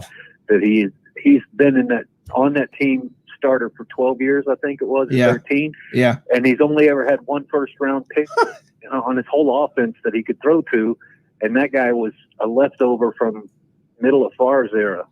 He just happened to be a number one pick. Wow. That's the kind of ineptitude that he's had to deal with, and he's done all he could with it. And that's an amazing statistic. They had a better one today on the Browns game. I don't know if you watched that one where you're at, but the Browns were playing, and 85 games in a row, they played at 500 or below without ever going above 500. 85 games. That's incredible. And they showed the Buccaneers. The Saints just 54. scored. Wow. So the Browns finally got us on one of the worst stats in the league, and I was impressed with that. Yeah, we held our own. Yeah. Well, Saints just scored, so it looks like that's tying it up. This is a good game. It's a good game going on right now. I may have to turn that on, Rick. Yeah, I mean, I wanted to bug you about that interception in case I was the only one who saw it. No, I don't think you were. I don't think you were. And Joshua Cole Allen is on here right now. He's in the lobby. I'm going to ask him what he thought about that pick, and if he saw the same thing that we saw. So I'm gonna go ahead and click over to him, and I'm gonna find out what Joshua thought, because I'm telling you, I was literally laughing out loud when it happened. Yeah, I was cussing at the TV. Hold on, Matt. Let me just bring him in here. Hold on. Okay. Joshua, you there? What's going on, guys? Hey, my friend. So did you hear this conversation about Levante David's interception? And we both feel like he was running the wrong way after the pick. Yeah, he kind of turned around and it was I don't know, what was that guy who ran the whole field? Yeah, that's what I think happened. I think if he hadn't gotten tackled, that's what I think was happening. Yeah, it was the guy who did it was from the Vikings back in the 70s. Yeah. And he went to the Hall of Fame, and that's the thing they showed. Yeah. Isn't that pretty damn embarrassing? I think it almost happened. I think we almost saw it happen. I mean, hell of a game, though. Oh my God, I could not believe how well the defense and offense looked. I mean, I could, because I thought they would, but just to finally see it after talking about it for weeks was just great. When your defense has so many interceptions and so many sacks and so many everything that happened, something crazy is bound to happen. Like, I mean, you can almost count on it. I mean, that was insane. I mean, watching and just his interception, the way he intercepted it when nobody was right there, and he jumped up and landed on his back when he could have just stood there. Then he was laughing too, like, "Oh man, I almost went the wrong way." Yeah. The way he was like laughing about it after. Yeah, I mean, I really think he was running the wrong way and got tackled. Had him mic'd up for TV to hear what they were saying to him. I hope we hear. Had to be telling them, turn around. Yeah, I hope we hear what happened, like on the sidelines. I'm sure somebody was mic'd up, giving him a hard time or something. So that'll be funny to hear. Thanks a lot for calling, Matt. Yeah, I'll check back with you next week sometime, Rick. You guys have a good night. Awesome, thanks, Matt. Good one, man. I love it when Matt calls. Absolutely love it. So what's been going on, man? How's your day? How's Carolina? My day was good. I got to hang out with some Charlotte Buccaneers fans. We hung out at a cool little restaurant here, and watched the game. Got to listen to it. We had our own little room. Nice. And it was nice people. Now I know where I'm going to watch the games. So there you go. Yeah, it was a lot of fun. It was a lot of fun. Yeah, I hung out with the fam today. We had the double header with the Pats and the Bucks, and good day, both wins.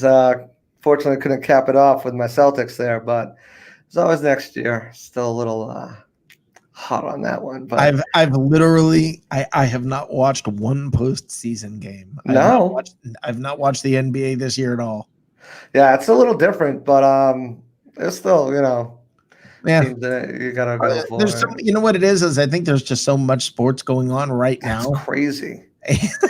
that I just haven't taken the time to go ahead and follow the NBA, because there's just so much going on. And I'm a hockey guy.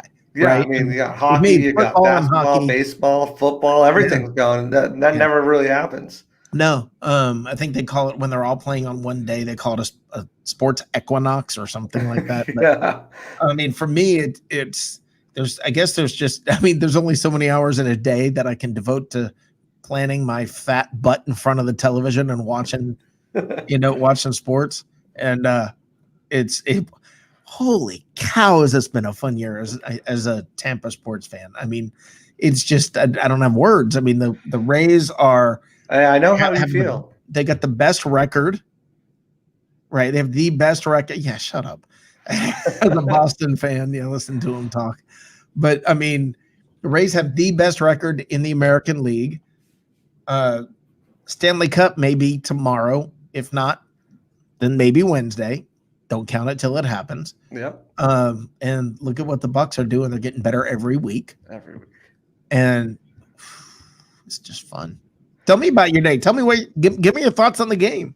Man, my man Antoine Winfield, he showed up. I thought that it was going to be an offensive explosion. I was counting on a little bit more points than that. It didn't happen, but they played a very well game overall. Donovan Smith, of course, wouldn't be Donovan Smith without a penalty. No, it was a good game, man. The offense looked good. Gronk showed he's more than just a blocking tight end. He was out there catching balls. I am nervous as all heck about Chris Godwin and that hamstring injury. We saw what it could do to Mike Evans. That's the big thing that obviously besides the win was it was a little bittersweet, hard to enjoy seeing Godwin go out and then not return. Also because of fantasy-wise as well. I think we're playing each other this week, aren't we? I'm not sure. I think we are, and I think you got me. No, this week, no. I'm facing Peter, who had Russell Wilson went for 50 points. Godwin got hurt. So, it's just not my year, I guess. So. Yeah, it happens. Yeah, what can you do? But no, I thought the defense was amazing. Obviously, they're all over the place. Everywhere you look, there's another name making a play. Where's the weakness on defense?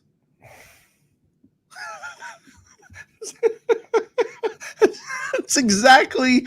I've never been able to say that. Even with the great Buccaneer defenses, you've always looked and gone, okay, yeah, but they, maybe next year they can get a guy to replace this guy, and then they'll be wow.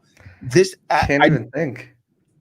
And even with SMB going out early, they went to that three safety set with Mike Edwards, Whitehead, and Winfield, and Winfield kind of played the de facto slot, everywhere utility guy. With Mike Edwards playing the more role in the back, and he rewarded with a pick. You got Whitehead with a sack, Winfield with a sack, and a quarterback hit, tackle for a loss. I mean, the secondary looks really good. Obviously, Carlton Davis, still needs to work on his tackling, I think, a little bit. You saw it with Emmanuel Sanders week 1. You saw it this week with that touchdown, kind of or near touchdown. You gotta wrap the guy up. You can't tackle a guy by his head. Johnny Dean said Donovan Smith played pretty damn well today. He played. He's improving. I'll give him that. Still costly penalties that costly time. Right. He's improving. I mean, I don't know. I think Wirfs had a hard game today. You saw that sack with Chubb. That when he came around the end, around the back. He had I think it was a hands to the face penalty. Yeah. A couple of things, but as a rookie, that's the maturation process. That's when nitpicking there. And then they had some stupid penalties on the offensive line, holding, and stuff like that. Jensen was called for one, and I think Kappa was called for 2 holding calls at the same time. It was fun to hear their commentary. Twice in one game and one play. Yeah. Yeah, they were like, what do they say? If he's holding 2 guys at one time, I want him on my team. But yeah, I mean, the guys calling the game, they were pretty good. They were talking, this could be one of the best Bucks defenses in all time, and I have to agree. Shaq came out. That's what I just said. I mean, I watched those. I watched the defenses I watched it in '79 with Leroy and company when they were held, when they basically 10 points was a big game against them. Yeah. I mean, I watched those days. I watched all the Super Bowl days with that great defense. I don't know. Hold on. We got Johnny Dean calling in. Hey, Johnny. Yeah. You got a complaint with Donovan Smith today? No, I mean, he's improving. I was just making a joke that he got the timely holding call. Wouldn't be a game without him getting a costly penalty. But no, he's been improving. He also was a swinging door on another Yeah. I mean, usually just stood there as a spectator. Listen, every sack that Brady took today were coverage sacks. Every single. I agree with that. I agree with that. I agree. Surprisingly. I think he held the ball too long. I agree with that. Surprisingly, because they were down to their number 3 and number 4 cornerbacks. Yeah. So that was surprising to see. But surprising. It's the biggest blow was Godwin going out. I think. Which injury do you think is the worst, SMB or Godwin? We finally got a glimpse of what they can do together on the field, him and Evans, and then now it's gone again, just like that. And that we don't know it's gone. Well, it's not gone, but I mean the fact that he left. Well, I expect it to be at least 3 weeks, right? I mean, at least a week. I mean, at least a week. There are times you feel a twinge. Results with the hammies and Evans and Godwin, it's probably 3. There are times you feel a twinge, and you think, "Oh no," and it doesn't mean anything actually happened. So I don't. That's a fact. Yeah. So I don't know. I'm. It's too early for me to say. Speculating. I mean, yeah, he may wake up tomorrow and be like, "Wow, okay, I feel fine." I'm all right. That's the hope, because it's not only the fact that he's not in this offense; it's the fact that it's going to limit the chemistry, not the chemistry, because I think that's good chemistry. No, that's all right. But the the nonverbal communication skills that he seems to be gathering with Evans. I think he is so important in this offense. Yes. And Scotty Miller was the leading receiver today. That's great. Well, Evans had that huge stat line of 2-2-2 every week. You realize Scotty Miller, 2 out of the 3 weeks, Scotty Miller is the leading receiver. I don't doubt that out for a minute. Brady has sang his praise all through training camp and ever since, and he's going to be that guy for him, I think, moving in the slot. But he's got the speed as well to move to the outside. So Brady overthrew him. Yeah, so much for having a weak arm. Right, noodle arm, right? Meanwhile, watching Breeze over here. Man. I was like, "Oh, look, Brady has a weak arm. He can't overdo it like that. What's wrong?" Yeah, so much for the weak arm. It was nice to see Mickens finally do something on the punt return too. Yeah, what the heck? He looked like a whole different person. Yeah, 13 yard long. When you saw him start running. Everyone gets nervous. Just go down. Our special teamer has replaced our kicker. Yeah. And wait, let's talk about the kicker. Everything's right dead down the center. Do we have to talk about the kicker? I mean, it's week 3. We're not talking about it. Snapper here. Yeah. Well, I mean, the fact that every kick is down the middle, I mean, it's just, man. I mean, it's not like he's rubbing paint off the goalpost when he's hitting these things. No. I don't know. You say there's nothing to talk about. That's something to talk about. Well, I mean, it's for usual Buccaneers talk about the kicker. There's nothing to talk about. There's no hey, what's going on with this? He missed this one. He missed that one. That's the exact thing, right? That is what to talk about. There's nothing to talk about. I mean, it's beautiful. It's Joshua. That's sexy. Joshua. I mean, TJ sorry. No, go ahead. No, Joshua, is TJ Logan out for the year? Correct. Yep. Him and John Franklin were both placed on season-long IR. So we got Dylan McKinnon then, huh? Well, they have Mickens, and then they also have John Barner. Yeah. They have John Barner, who they signed to the practice squad and elevated. They did not use him as a primary returner, but he has that potential to be a primary guy. But Mickens came out, and I think that was like their fail-safe, Something doesn't happen with there. You throw in John Barner to be that guy, but Mickens had a 17-yard return on a kickoff, and then the 13-yard long on the punt. So I think that was a nifty little return on that punt. It was, and then he almost made something out of nothing on the other one as well. Yeah. Yeah, I mean, Matt's in the comments saying about Suckup's block kick. I don't think that was as much Suckup's fault as it was letting the guy through the line. But I mean, obviously, trajectory could have been a little higher. That's what happened. They replayed that. They replayed that just to show it was a bad snap. Matt Colson said even Suckup's block kick was right down the middle. It was just 12 yards short. It was. Yeah. What can you do? Yeah, I mean, I don't know. Johnny, who's the weak? What's the weak? Give me the weak point on this defense. Where's the weak link? The weak link is when we go to zone coverage and prevent, and that hole in the middle. They're not. They keep dropping to a zone, but they still rush the linebackers instead of putting them in pass coverage. Okay, I'm talking players wise. Oh, player wise? Yeah, not scheme. I think we got plenty of depth there, man. I know, it's amazing. I've never looked at a defense. This is why I'm questioning whether it's the best defense the Bucs have ever had.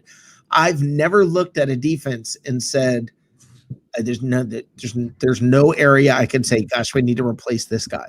And I was worried about defensive line depth, but the rotation is really good right there. I mean, I thought that might be a particular weakness of theirs, but Rakeem has done a great job. O'Connor, obviously, with a punt block today on special teams, he's a guy that I think can play. Where'd that come from? Yeah, where did all of a sudden special teams today? All of a sudden, I don't know. Maybe they just decided maybe they haven't been practicing special teams as much this year. I can give you an answer on that, and it's going to aggravate the hell out of Matt Colson.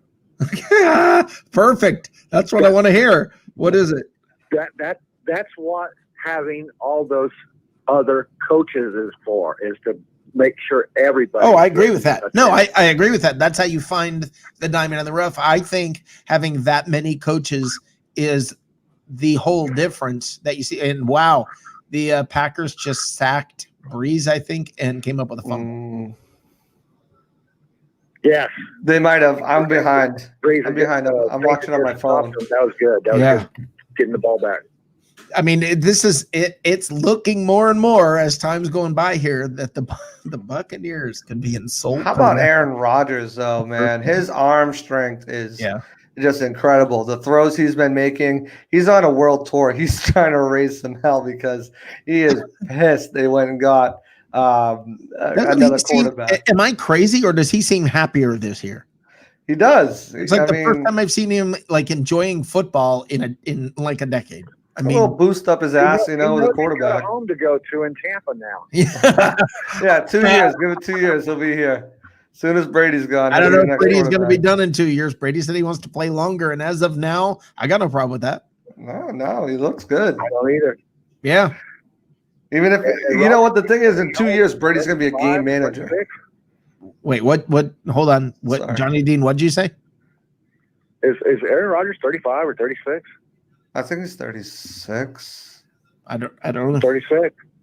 He was drafted in what, 2006? Yeah, he'll have a 5-year career here if he at least.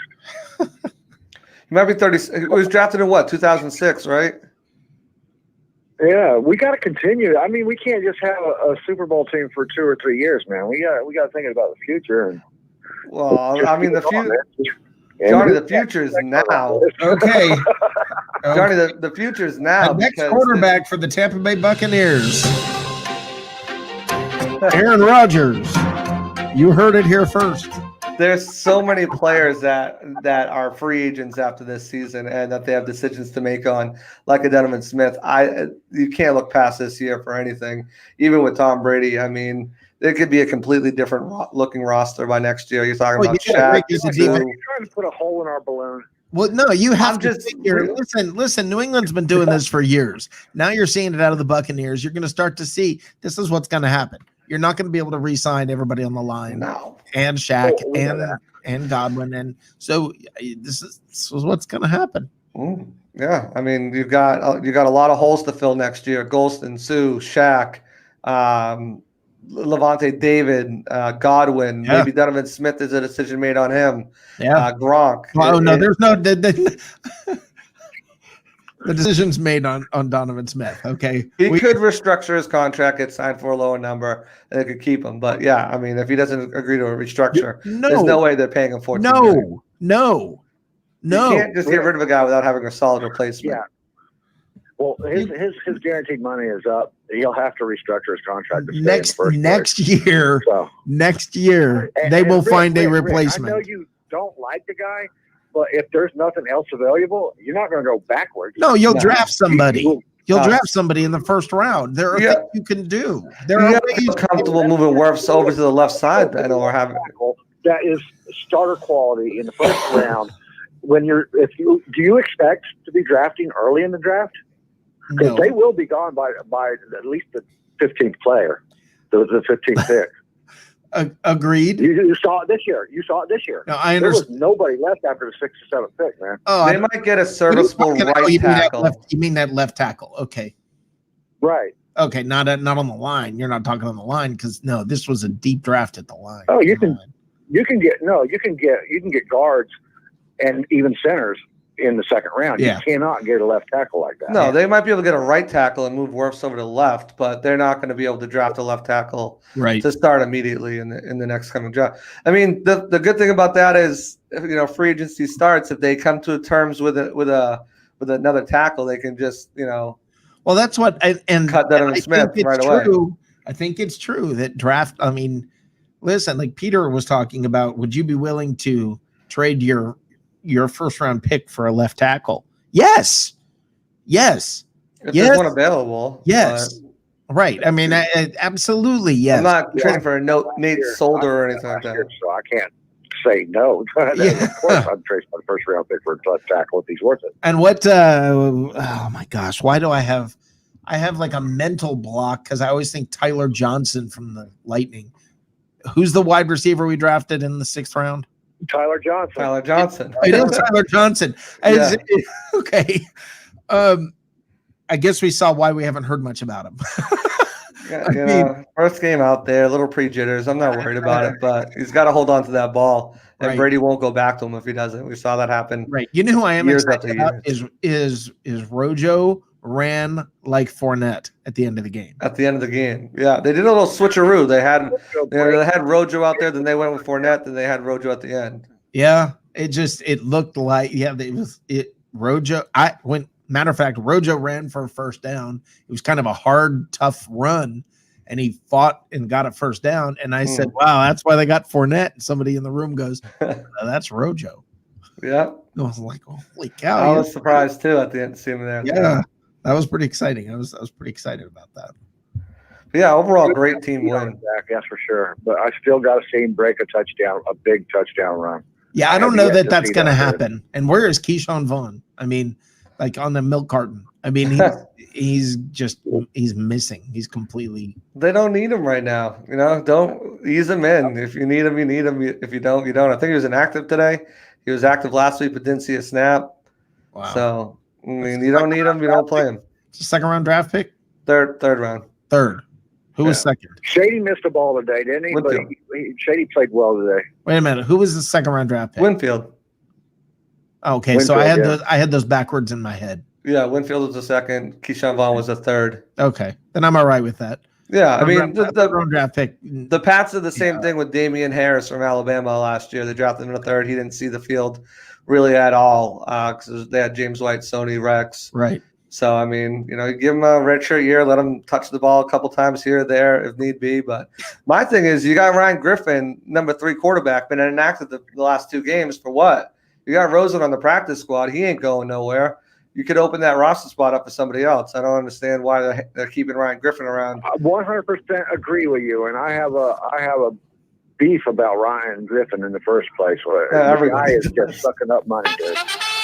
I think that's a great point. I mean, I really do. I think it's a great point. What's I hadn't really thought about that, but yeah, I think valuable roster spot. Yeah, I mean, I get he's an active every tackle. day. Kidding. I get that he's an active every week. I would accept the left tackle, somebody that could do it, but I don't want somebody like Haig or what's his name? Josh Wells. Do you really believe that Haig would be as bad? Do you really think there'd be that much of a drop off with Haig? I do. Yes, I watched Shaq Barrett put him on his ass last year when he played with the Colts, dude. We've watched everybody do that to Donovan Smith. Shaq Barrett's not supposed to be taking a left tackle and putting him on his ass. I think you'd have to move Wirfs over. Do that to Donovan Smith. I think you'd have to move Wirfs over, if anything. I think Haig is an emergency left tackle. And you saw it. They didn't even put Haig in at left tackle when Donovan Smith came out. They put Wells out there. And let me say this, by the way, I think it was Wells. I think they put Wells out there. The reason they're keeping 4 quarterbacks this year is simply, I think, because of COVID. Yeah, and I get that, but throw him on the practice squad and put someone else out there. No one's claiming Ryan Griffin. No one's like, oh, Ryan Griffin's available? Score. How many snaps has he got? 2 throws? A clipboard holder that bad. No one's scooping him up to put him on the team. You saw what Denver threw out there today. I mean, a guy like Cyril Grayson was activated week 1 and week 2. He got tired of getting his ass beat, man. Oh, excuse me, but I think what happened. It is exactly what happened. Did you see the look on his face? It was classic. I hope there's a meme for this. When he walked off the field, the time he accidentally, I guess the ball slipped out of his hand, or I don't know what happened, but the look on his face, it was this deer caught in headlights, hilarious look on his face when he walked off the field. The same look on David Carr's face. Oh, it's 30-27 now, Green Bay. Nice. 30-27? Keep it going. Oh, so got to settle for a field goal. Look at Matt Colson. Saints. I missed a Saints score somewhere in there. Yeah, they just kicked a field goal. Oh no, Saints scored a touchdown when I first came on. Okay. And then the fumble recovery. Okay. Awesome. Drew Brees' wife. How much time's left? I don't know. 8 something. 8:47. Oh, okay, still a long time. All right. Yeah, plenty of football left. Yeah, Matt Colson said Chicago might grab Griffin. Man, it could right? It could be an upgrade. Matt, I think you're right, brother. He says that Light has something about Ryan Griffin. Don't understand. I think it's the other way around. Griffin's got something on Light. Yeah. That's why he's still here. He's got something. He's got some kind of photos. Yeah. Absolutely. I think that's the case. But you guys, Griffin's messing with some of the Glazer family there. Yeah. Now, Joshua, you're a stat guy. Yeah. And I was talking about this earlier with Johnny Dean. And I freaking hate the quarterback rating. Okay. Yeah. I don't dislike it. I think it's stupid. It's just flat out stupid. The quarterback rating it's asinine. There's just too many variables that doesn't take account for. It makes no sense. It makes no sense. A guy can throw six incomplete passes and they call it a perfect day. What? Yeah. No, yeah. I mean, it's the dumbest, most random. Like I said, it's like, well, if you're west of the Mississippi on a date, that's in the teens and the wind is blowing from the southwest, and you throw an incompletion against a defense that's wearing uniforms that are darker than yours, it doesn't really count when you throw that incompletion. Yeah, the QBR is just it's the whole thing doesn't take everything else into account with what's going on. It doesn't take Taysom Hill is the quarterback that fumbled. Pressures, doesn't take away incompletions, it doesn't take away tip balls, it doesn't account for any of that stuff. It makes no sense. Yeah. It's just I'm sorry, it's stupid. Kamara's got 11 catches, 136 yards, and 2 touchdowns. So Taysom Hill, when you said that, Rick, it was asinine. It is, isn't it? Yes. Taysom Hill is the guy that fumbled. What does that mean? He was playing QB back there when I'm kidding. Man, Drew Brees is lucky he's having a decent game this week, or Winston would be in there sooner rather than later. Wow. I mean, if he, wow. You know what? Yes, please bring Winston in and let the Packers finish. Yeah, exactly. Exactly. Look at that game tackle. I dream at night about the next time that the Saints and the Buccaneers play and Winston being on the I dream about that. Think about it with this defense. Think about it with the pressure, and think about the decision making that's probably going to take. Look on Joshua's face. That was exactly right, Josh. It's just look on. Please. It's almost somewhere between amusement and horror and terror and humor all at the same time. It's like. Yeah, it was. I watched. We didn't throw an interception today. No, we did not. And every week it's gotten better. 2 in the first week, 1 in the second, none today, and there weren't even any. It wasn't even close today. No, it wasn't. Now he held the ball too long, and he should throw it. He should throw the ball out. He should throw the ball. He was having quite a bit of time in the pocket, and I think he got used to that on a couple of those downs. Yeah, and was trying to make the most of it. But yeah. Going through his progressions too long. He missed a couple open guys trying to force it somewhere. Yeah. He's just lucky none of them got. Johnny, was Levante David running the wrong way on the interception? It looked like it. I'm gonna watch the game film tomorrow, the coach's film, and I'll have an answer for you tomorrow for sure. Johnny, what do you think? He was a little bit confused. Yeah, he was running the wrong way, and they tackled him. I mean, yeah, it happened. It is easy to happen, man. No, it's not. No, it's not, because you never see it. You never see it. You know what? Because most of the time when it does happen, it's usually in youth football or high school. Well, I think one of his own players probably would have tackled him. It would have been hilarious. Oh, and I want to bring this up.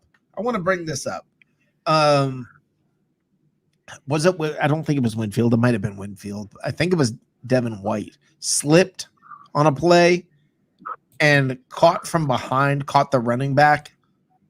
That was Devin White. Yeah, that was amazing. That was phenomenal. That was a good one. Yeah. When was that? When was that interception by Levante David? When was it? Yeah. If I'm right, it was the beginning of the fourth quarter, I think. Yeah, it was either that or in the third, but yeah, he grabbed him with one arm and spun him around. That was great. No, I'm talking the interception where he jumped up, nobody was around him, and he jumped up and landed flat on his back, and then got up and just started running the wrong way. Oh, I thought you were talking about that Devin White tackle on the running back. Oh no, yeah, we were talking about that also. Yeah, that was just crazy. He just turned around and he slipped, got up, turned around, and just chased him down from behind. Oh, you're talking about that one, yeah. Okay. Yeah. Yeah, because he slipped. He would have nailed that sucker if he hadn't slipped before. Yeah. But yeah, Devin White is fast, man. Yeah. But you know what? We didn't hear as much about Devin White tonight. This is the Levante show tonight. So, he was calling. This is so New England Patriots. How about that hit by Carlton Davis? Patriots. What? How about that hit by Carlton Davis on Jake Butt? Yeah, he just leveled them. Yes, he did. That was beautiful. That was fun.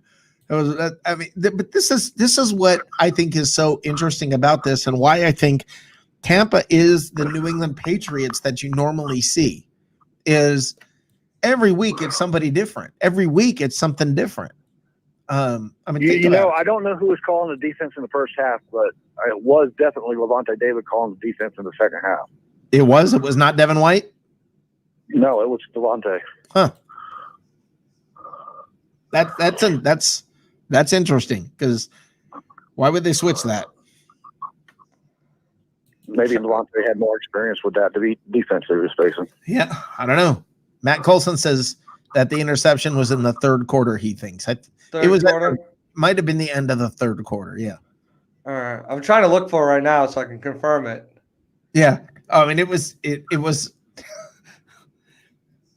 It really looked like it. Somebody, I mean, people, you guys comment in the comment section.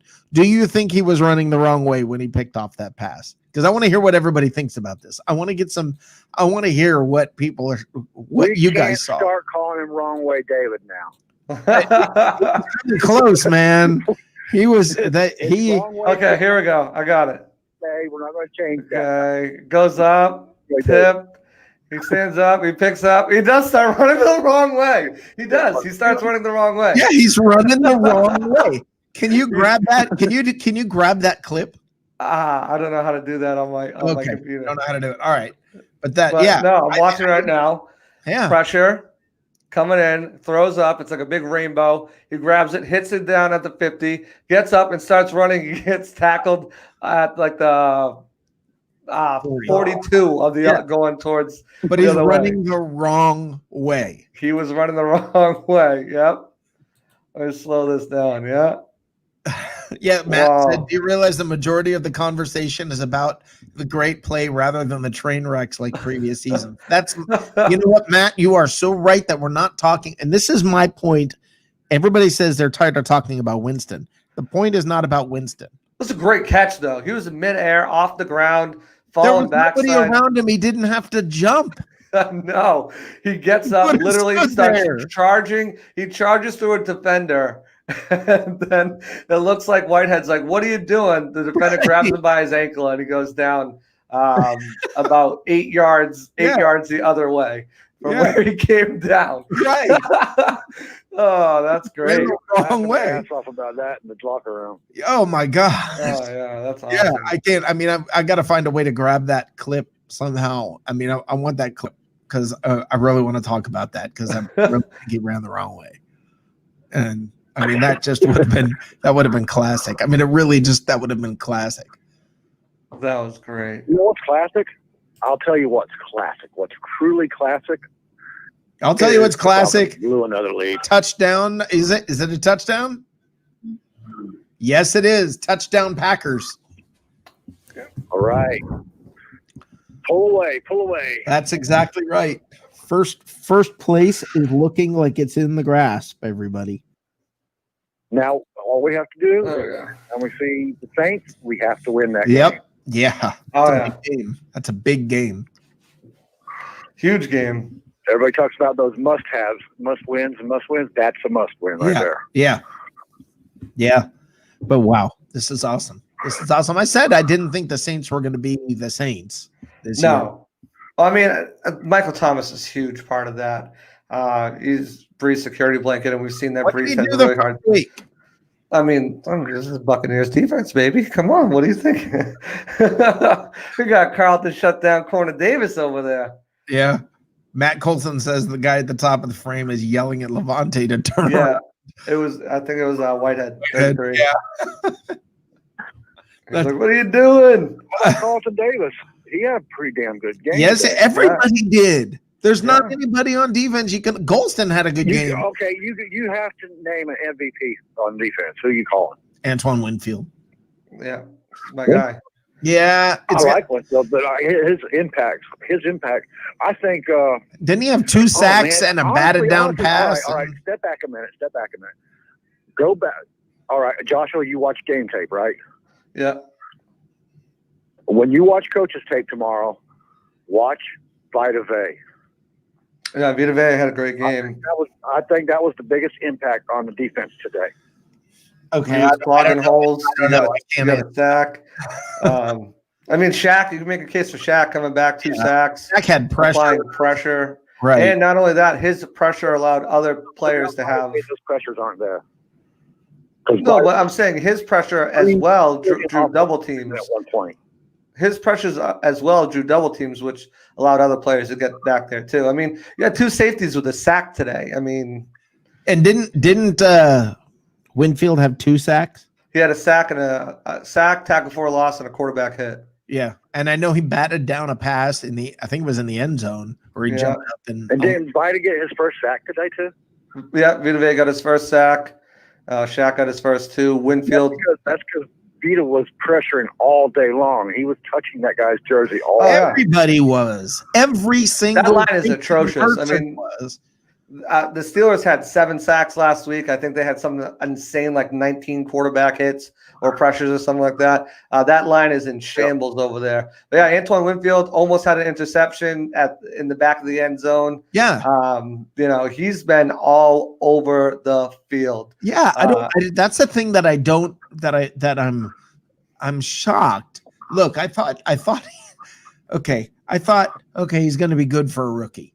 He's not good for a rookie. No. He's just good. And that's graded out. He's probably going to get rookie of the week for defensive rookie of the week, but he ought to get defensive player of the week. He was up for a rookie of the week last year, the Pepsi rookie of the week last week. But after week 2, he graded out as the 2nd best safety in the league. Like not just No, rookies. And I get it because I don't know how he's not going to be there again.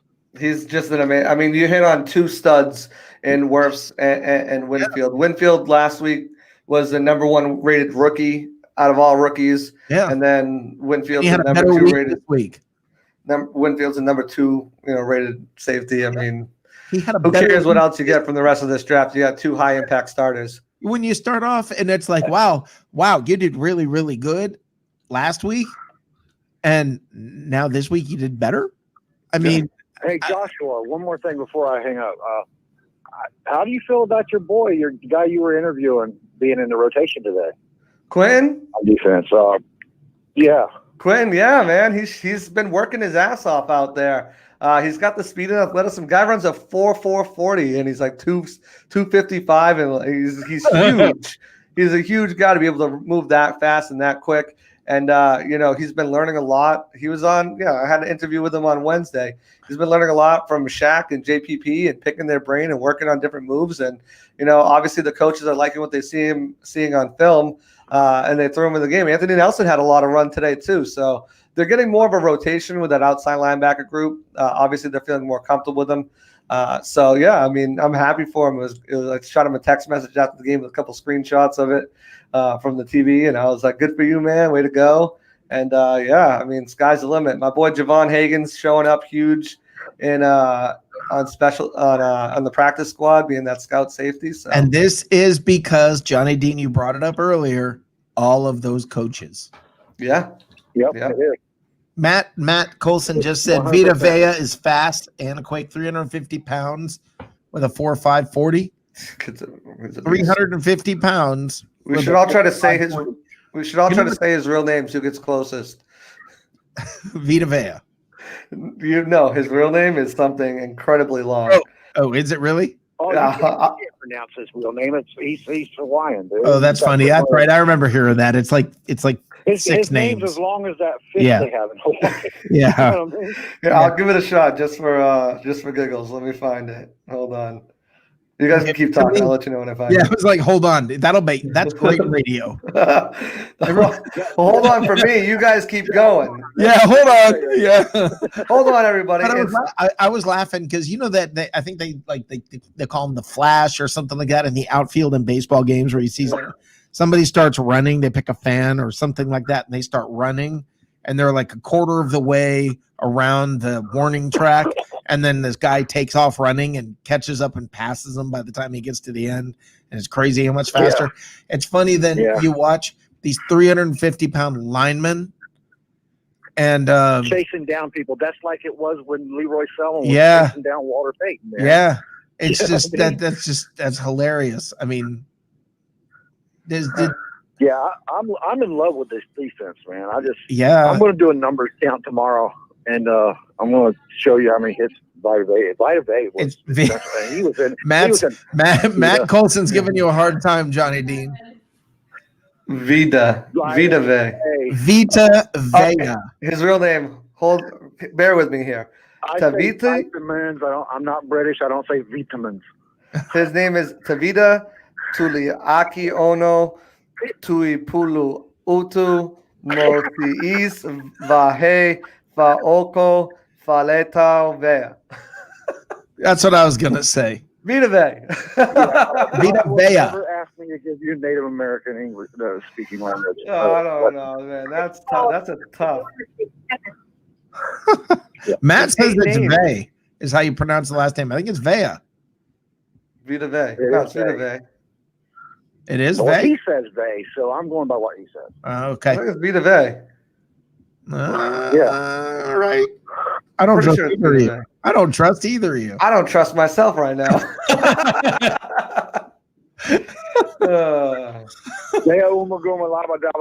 Yeah, exactly. Yeah. Hell, John, you probably came closer. You came closer than Josh. So. Yeah, I mean, it's literally 1, 2, 3, 4, 5, 6, 7 names, and then his last name. So, yeah. Hi, I'm Rick. Yeah, that's it. I'm Vita. I'll get back with you about that count tomorrow, that hit count tomorrow, and see who all had the most hits. I want to hear that, Johnny Dean. All right, bud. Thank you, Professor. See you later, Johnny. All right, that was awesome. Good luck. Awesome. So so now we actually need to get some sort of confirmation, some sort of a way for somebody to tell us how you pronounce his last name or his full name. I want to hear both. QB hits. Let's see. Shaq Barrett had 2. Winfield Jr. had 1. Whitehead had 2. Sue had 1. Vita Vey had 2. JPP had 1. Anthony Nelson had 1. 10 total QB hits. Okay. 6 sacks, 5 pass deflective, 7 tackles for a loss. Just looking it up right there.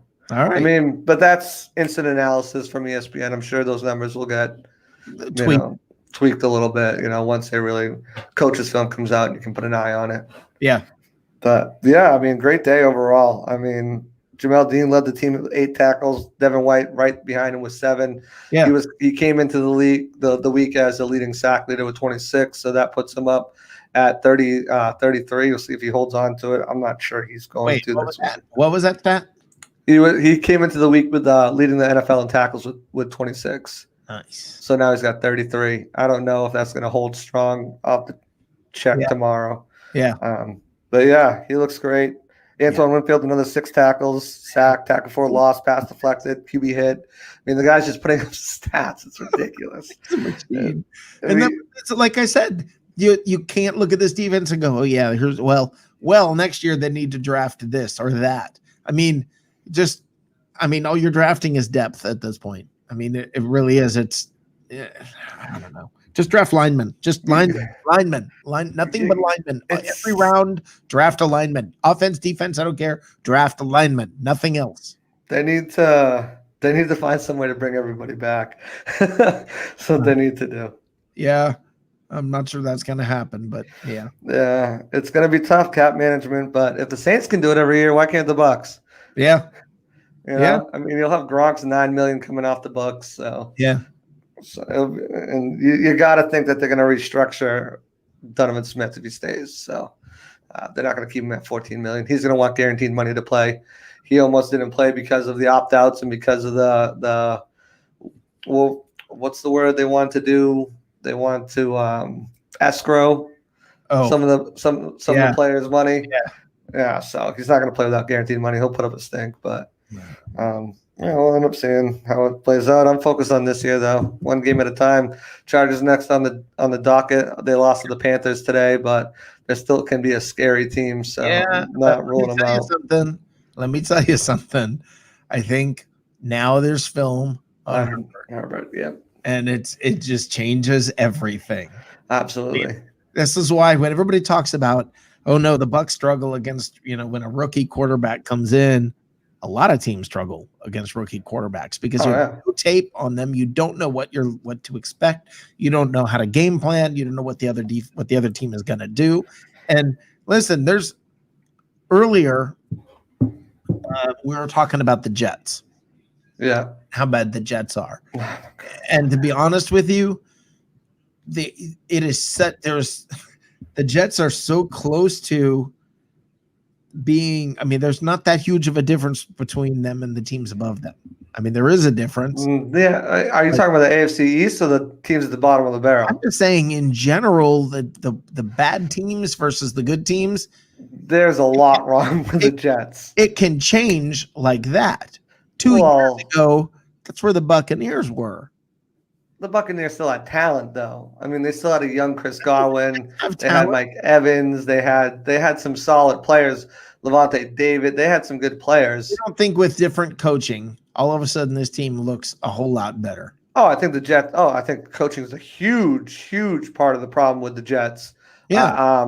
I've never been sold on Sam Darnold, and they need help all over the place on the line, at the running back position, at the wide receiver position, cornerback, safety, defensive line, every position they could use help. But other than that, they're pretty good. They could use help everywhere. Not to say they don't have solid players there, but they don't have you don't look at the Jets and be like, oh wow, they have a solid linebacking core, or they have a solid wide receiver group, or solid you don't look at one group specifically and say, okay, those are some solid guys. With the Bucs, I think it's kind of different. You look at them. They got a solid wide receiving group. They had a solid tight end group. You know, they had a solid. We could get the Prodigy back on here to talk about this because that's who called about the Jets. Who, Charno? Yeah. Yeah, I did a show earlier this morning. The kid's a genius. He's so for 16 years old, wow, he knows his stuff.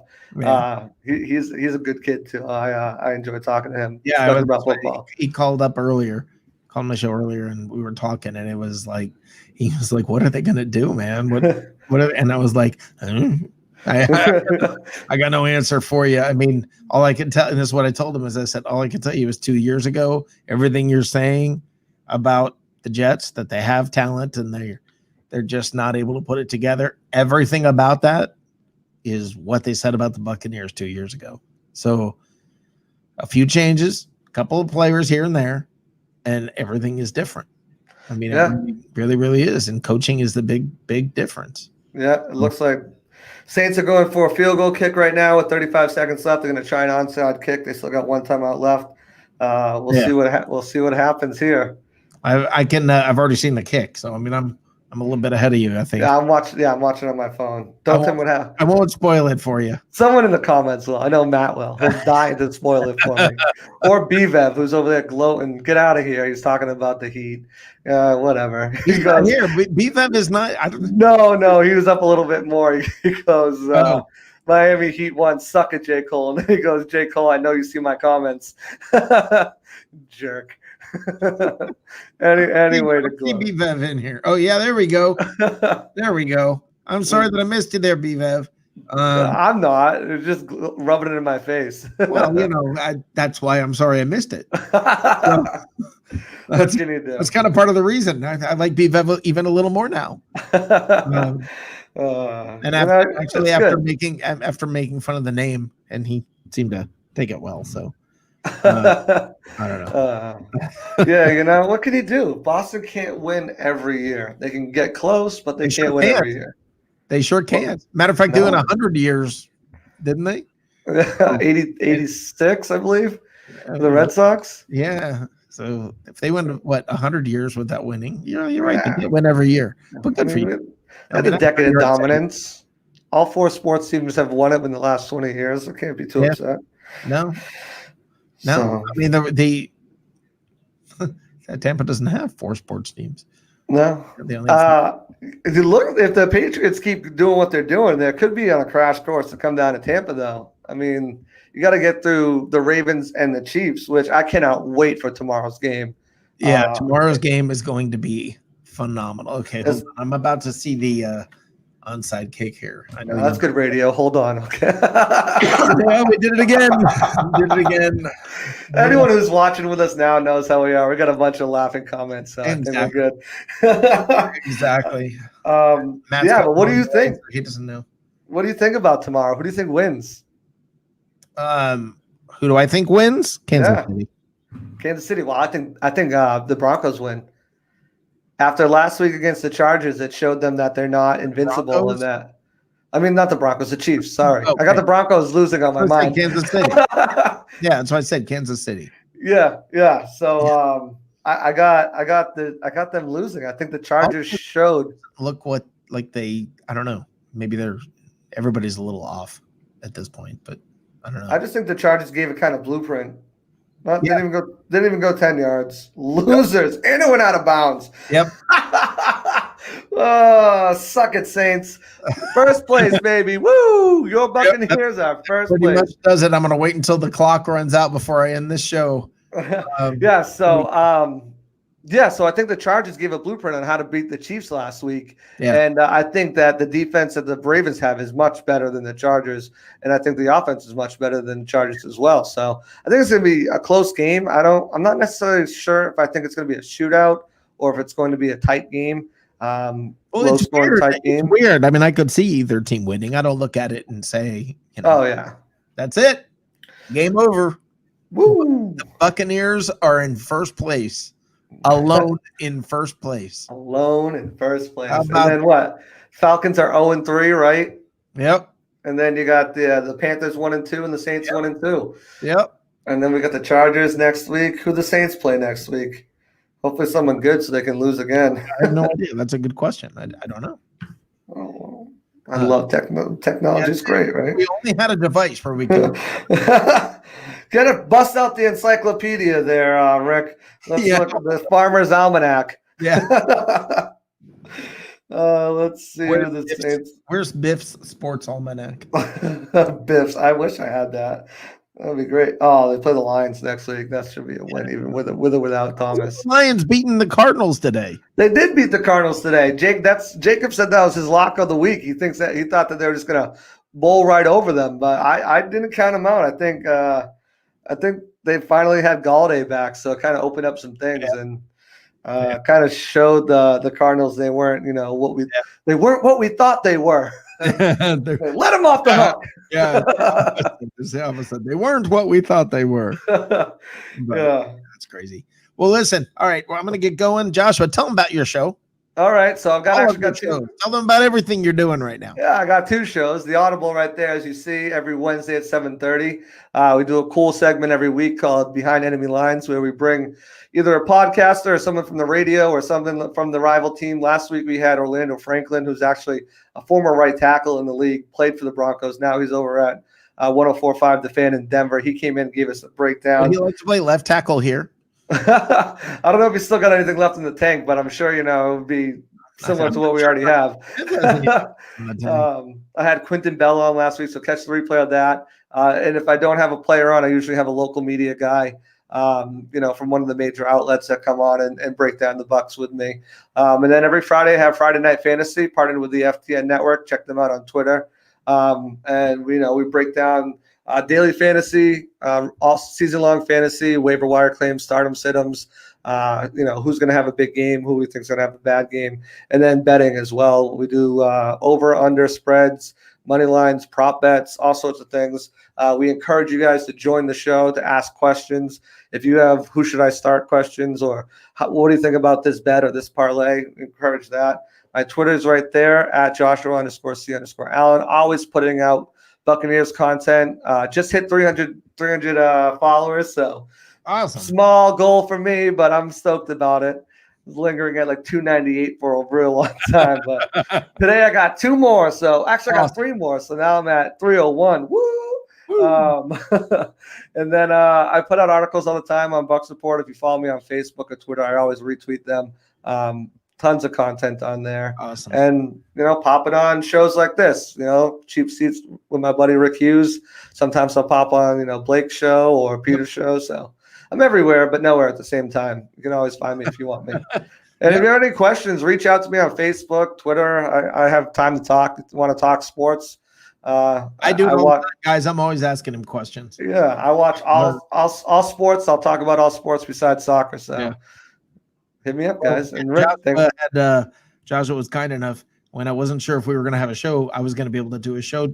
I didn't know what the internet was going to be like here at the hotel. Joshua was kind enough to where he was going to do the show. But luckily, even though you have the lovely background that I have today, it's beautiful. And coming on the 13th. Well, I'll get into that in a second, Joshua. I'll let you go ahead and get out of here. But I actually was at a hotel for Friday Night Fantasy, and I couldn't get the Wi-Fi to work. And then we were down in the courtyard. We went for dinner, and we got back up to the hotel room. The key wouldn't work, and it was like 7:40 something. So I had to go downstairs because we went down. I had to go back downstairs to get a key from the desk maid. Right. And by the time I came back, the line for the elevator, because of social distancing, was like around the corner. So I was on the 7th floor. I had to find the stairs, which were on the other side of the building, because the hotel was like a big U shape. So I had to go to the other side where my room was, and then I had to run up the stairs, run across the hall. Oh man! And then I had to, because my kids were going to sleep in one room, I had to move it everything to the other room. Right. I was out of breath. I'm like, I'm dying right now. Yeah. The Friday Night Fantasy. I'm your host. Let's kick it to Crispy. That's funny. You take it for a second. So I feel your pain in the hotel. So I got a funny story to throw in here. Yeah. I missed most of the first half of today's game. Yeah. Okay. Because right as I sit down, I get a text message from AT&T saying, "Yeah, we've temporarily suspended your account." And now understand, I've got internet on order, right? I've got all of this, AT&T fiber on order. I've got all of this. And I'm getting messages saying, yeah, we've suspended your account temporarily. And the text message didn't tell me why, but it said to contact them immediately. I paid my bill before y'all go there. So I'm like, what in the world? And it was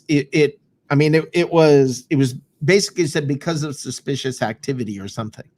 And so I spend the first, like the entire first half getting transferred from one person to another person to another person to another person from a computer. So they finally got it all worked out to where everything is functioning and working correctly, right? There were like 10 minutes left in the first half.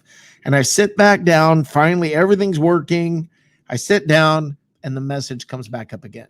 Oh, no. They shut it off again. Something was triggering it. And what it was is I think the fact that I'm now in Charlotte. Yeah.